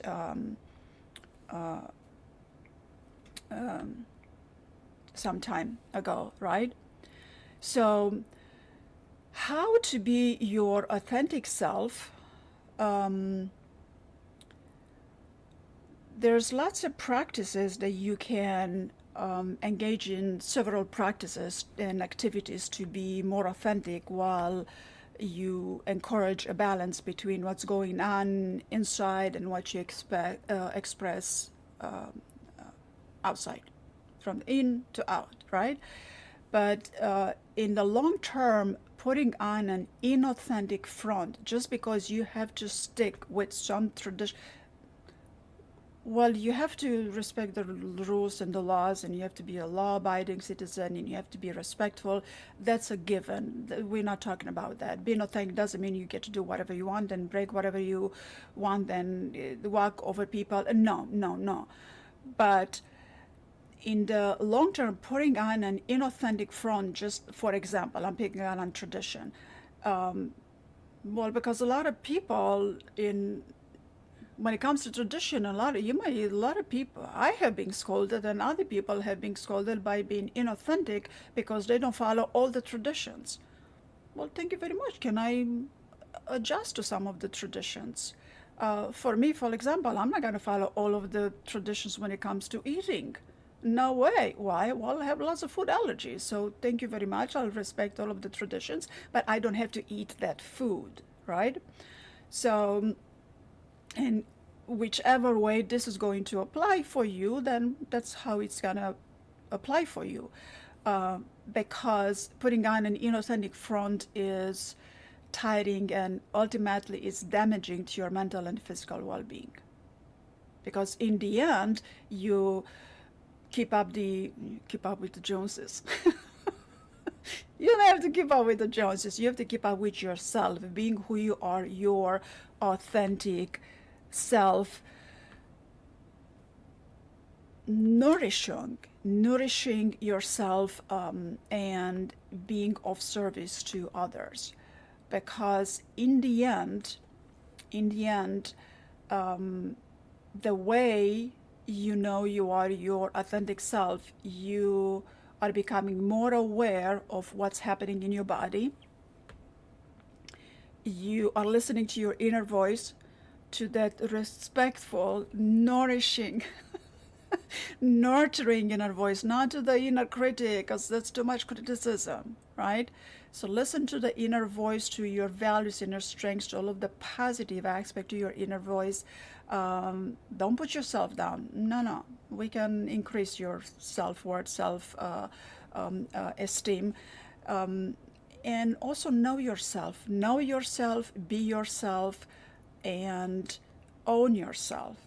So if there is a formula on how to be authentic self, this is the formula.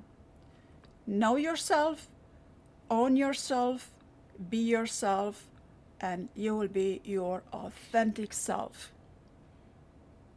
That's easier said than done, right? I know.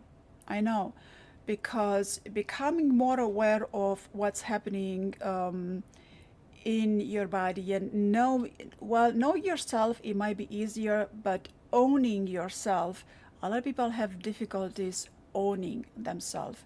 What does it mean to own yourself?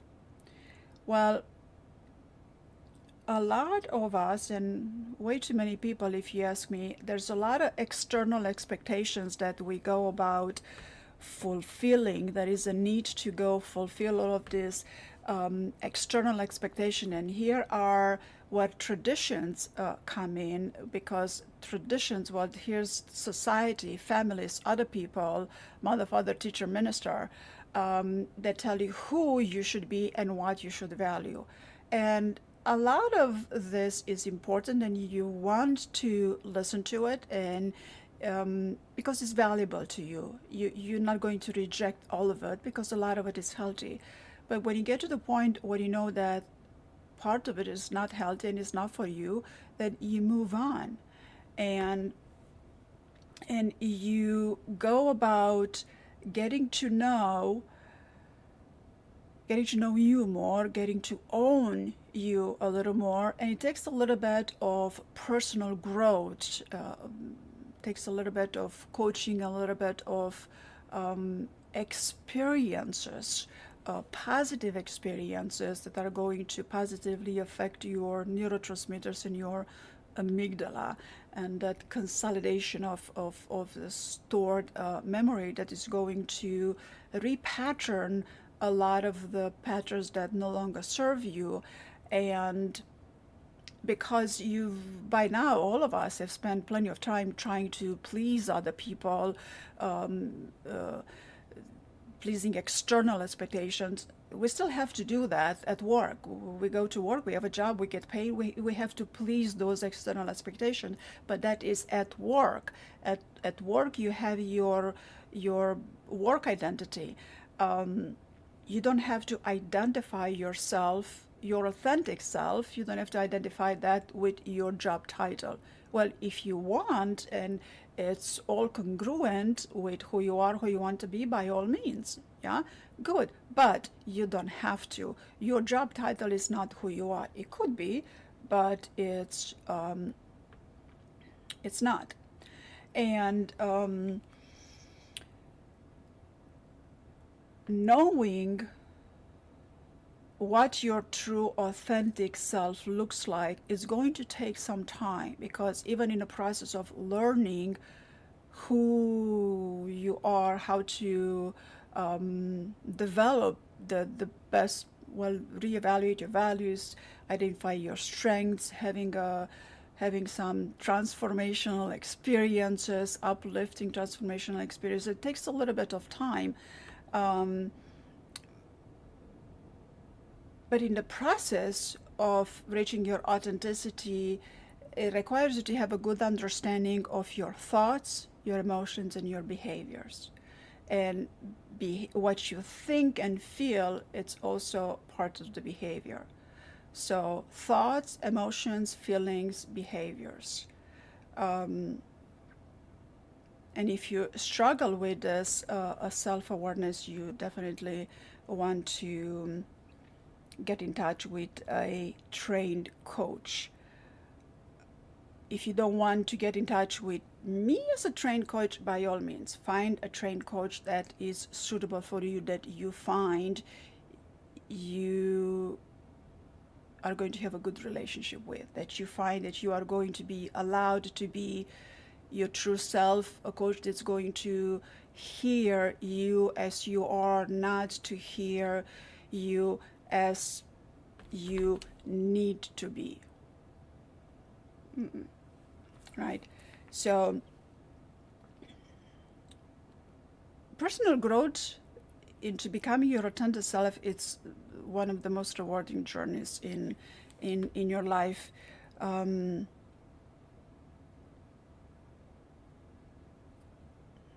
It is definitely one of the most rewarding journeys. And I've talked about this before, but the realities, internal individual reality, it's different from person to person. Everybody has their own individual map of reality, and no two people are alike. And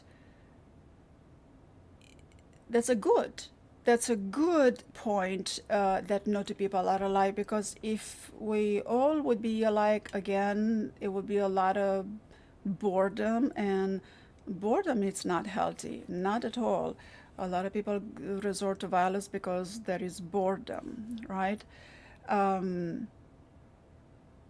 But individual reality takes a little bit of time and a little bit of coaching to study your beliefs, to study your values, understand your habits, your routines, your memories, your expectations, your attitudes. Oh my goodness gracious, your attitudes.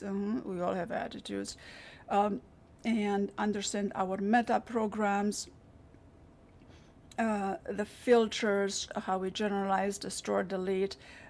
There is so much that goes inside a individual reality.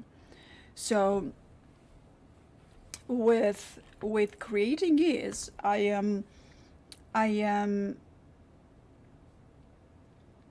not rebuilding, but I'm redoing this authentic self master class. I've been teaching this authentic self for many years, 15 years at least. So I am revamping this authentic self masterclass, and I am adding some elements to it to make it a bit more, to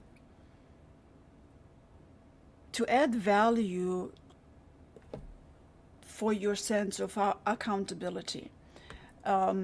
Because there's a lot of neurocoaching involved in the authentic self that I teach.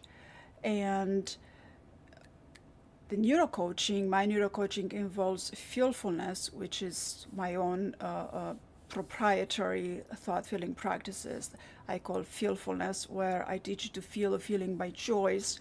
And then I'm adding positive psychology exercises that, so when I combine the neurocoaching with feelfulness and with positive psychology exercises, all of these three concepts are used to help you with your personal development and understanding of yourself from 360 degrees. Yeah. We don't just look at what's wrong, because looking at what's wrong, I mean, you kind of know what you don't like by this point in life. You kind of know what's wrong, not necessarily what's wrong, but things you would like to adjust. And clinical psychology, that's what it does. Psychiatry and clinical psychology, they look at what's wrong and they try to fix it. Coaching doesn't do that. With neurocoaching and positive psychology, we look at your strengths. What are your strengths, what are your values, and we build upon that. So if we work on what your strengths are, we're going to strengthen your strengths. And by strengthening your strengths, all of the weaknesses will fall away, because we're going to focus on your strengths and have them enhance. And authentic self refers to being true to who you really are and understanding the core of your being. And on my website, this is how the page on my website looks like. When you're gonna go over here to my website, this is how my website is going to look like. And of course, you are always free to reach out to me with all kinds of questions you have relating to this authentic self and what is involved in fearfulness, neurocoaching, and positive psychology. Because the rate of success my students have through this authentic self is, you cannot compare. There's no comparing. It's just, that isn't. It's just, this is a complete transformational personal growth. You transform into that which you wish to be. Now, it doesn't mean that all of your molecules are going to disappear. You're not going to have your own molecules, because it doesn't happen like that. You want to keep some of your molecules and many of your molecules, right? But neurocoaching is a technique that's used to understand the neurological processes behind your behavior. Lots of free therapy in here. Neurological process behind your behavior, your beliefs, and your thoughts, which gives you valuable insight into how your brain works and why you think, feel, and act the way you do. So once you have this kind of insight, light bulbs begin to turn on, and a lot of ahas begin to happen. And you want to have as many ahas as possible. Now, fearfulness comes with highly developed abilities and skills that enable you to gain the capacity to feel a feeling by choice, by which you're going to have the ability to generate a state of being. So who do you want to be? Who are you, and who do you want to be? And positive psychology look at your strengths, your values, your motivation, your goals, and so much more, communication styles, and many, many more life domains, to help you focus on the things that make you happy and content, and to propel you to become your true authentic self. So by combining all of this, and with very deep spiritual, transformative spiritual experiences, it is impossible not to arrive to your true authentic self. And in this journey at arriving your true authentic self, the stress begins to fall away. Your perception is going to change. It's impossible for your perception not to change. And when it's as if a bunch of draperies and a bunch of veils begins to go away, and you begin to see things clearly, with more vivid colors. Authentic self people, they see colors more vividly, but through that, through my authentic self masterclass, you get a wholesome approach to understanding a mindset, your feelings, your emotions, and how to use all of that to become more authentic, and not just think of what your authentic self could look like, but actually become that, being that, experiencing yourself as your authentic self. So this is a big deal. This is not just theory. From books you can learn so many things from books, but experiences,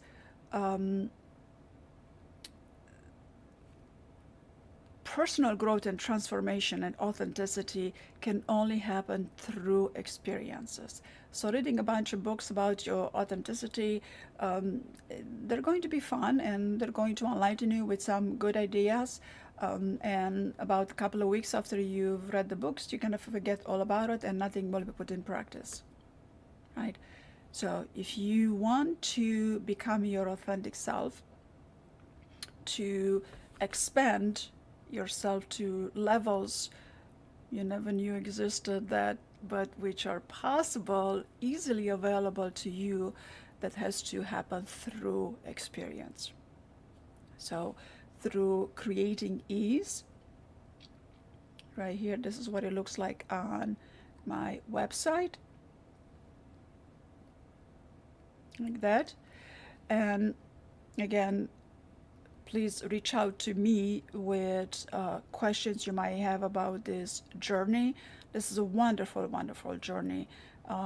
Maybe one of the most important and the most wonderful journeys you'll ever have in your life. This personal growth journey towards your authentic self. I've taken this journey myself, and I would not have it any other way. No way, no way. And in this journey, you get to embrace your unique qualities, and develop a clear vision of your personal and professional life. And you can inspire positive changes and growth in yourself and in those around you. Because when values, strengths, and actions align, when your values, your strength, and your actions align, you feel happier, you feel more resilient, and you experience an increased subjective well-being. Now, who doesn't want well-being? We all want well-being, right?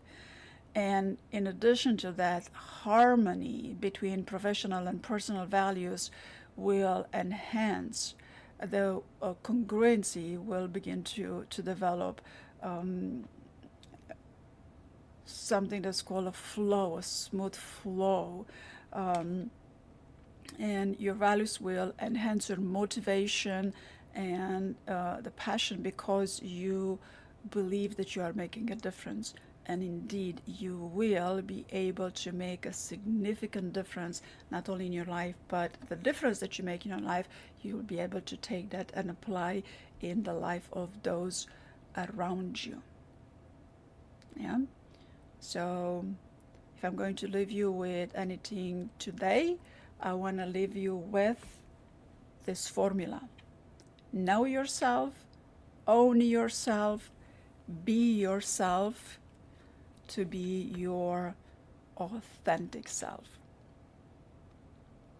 And make sure to let me know your questions. All right, and you have the website right here to go on the website and sign up and check up a little bit more about what the course is about. But there is so much that's available on this course that it's impossible to note every single. Well, if a lot of the deep or spiritual experiences, um, it's necessary for them to come as a surprise, because they're going to be more impactful.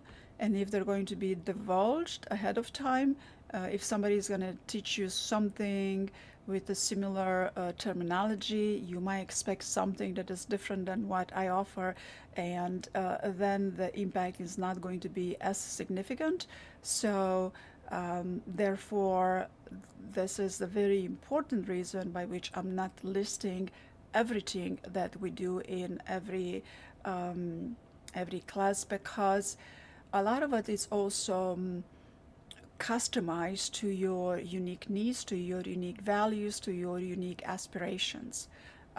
So it depends on who you are and what you want to be. It depends on what you need to heal, what you need to cleanse, what you need to resolve in your life.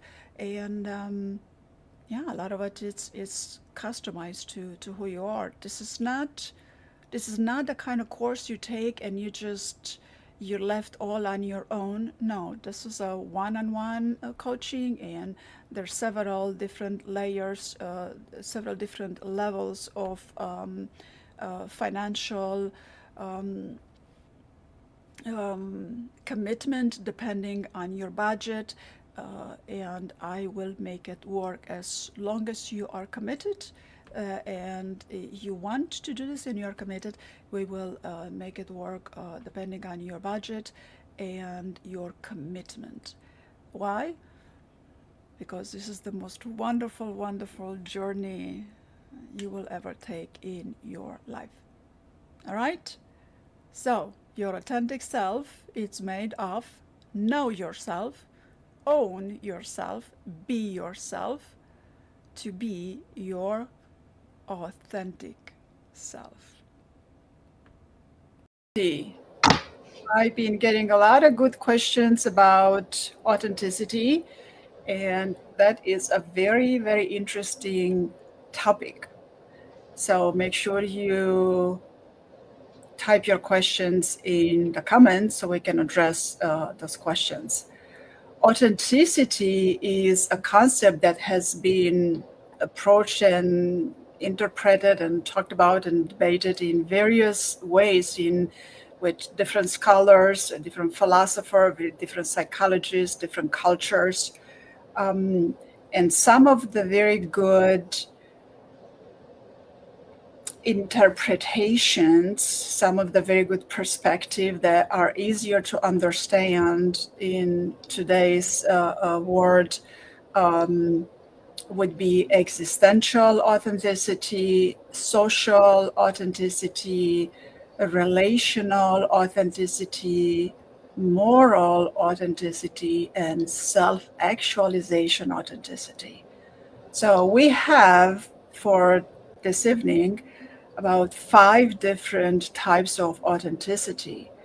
They're all authentic. They just refer to different aspects in different life domains. right? And what I'm finding interesting, since I'm bilingual and I'm Romanian, I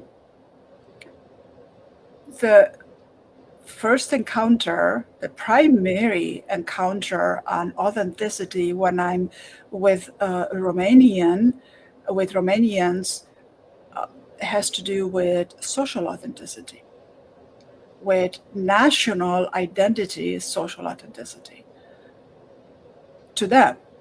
For me, authenticity, it's more of a self-actualization authenticity,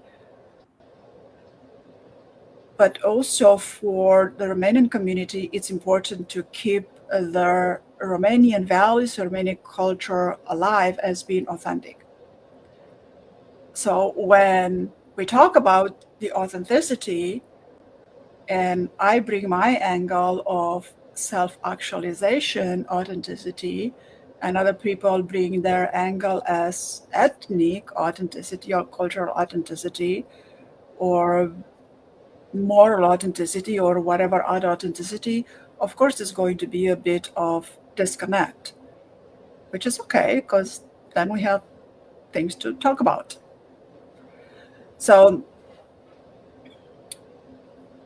authentic, I've been talking about the authentic self last time. And becoming your authentic self, it is an extremely important process, and it's part of you elevating your emotional intelligence. And it's quite a pleasant journey, if you ask me.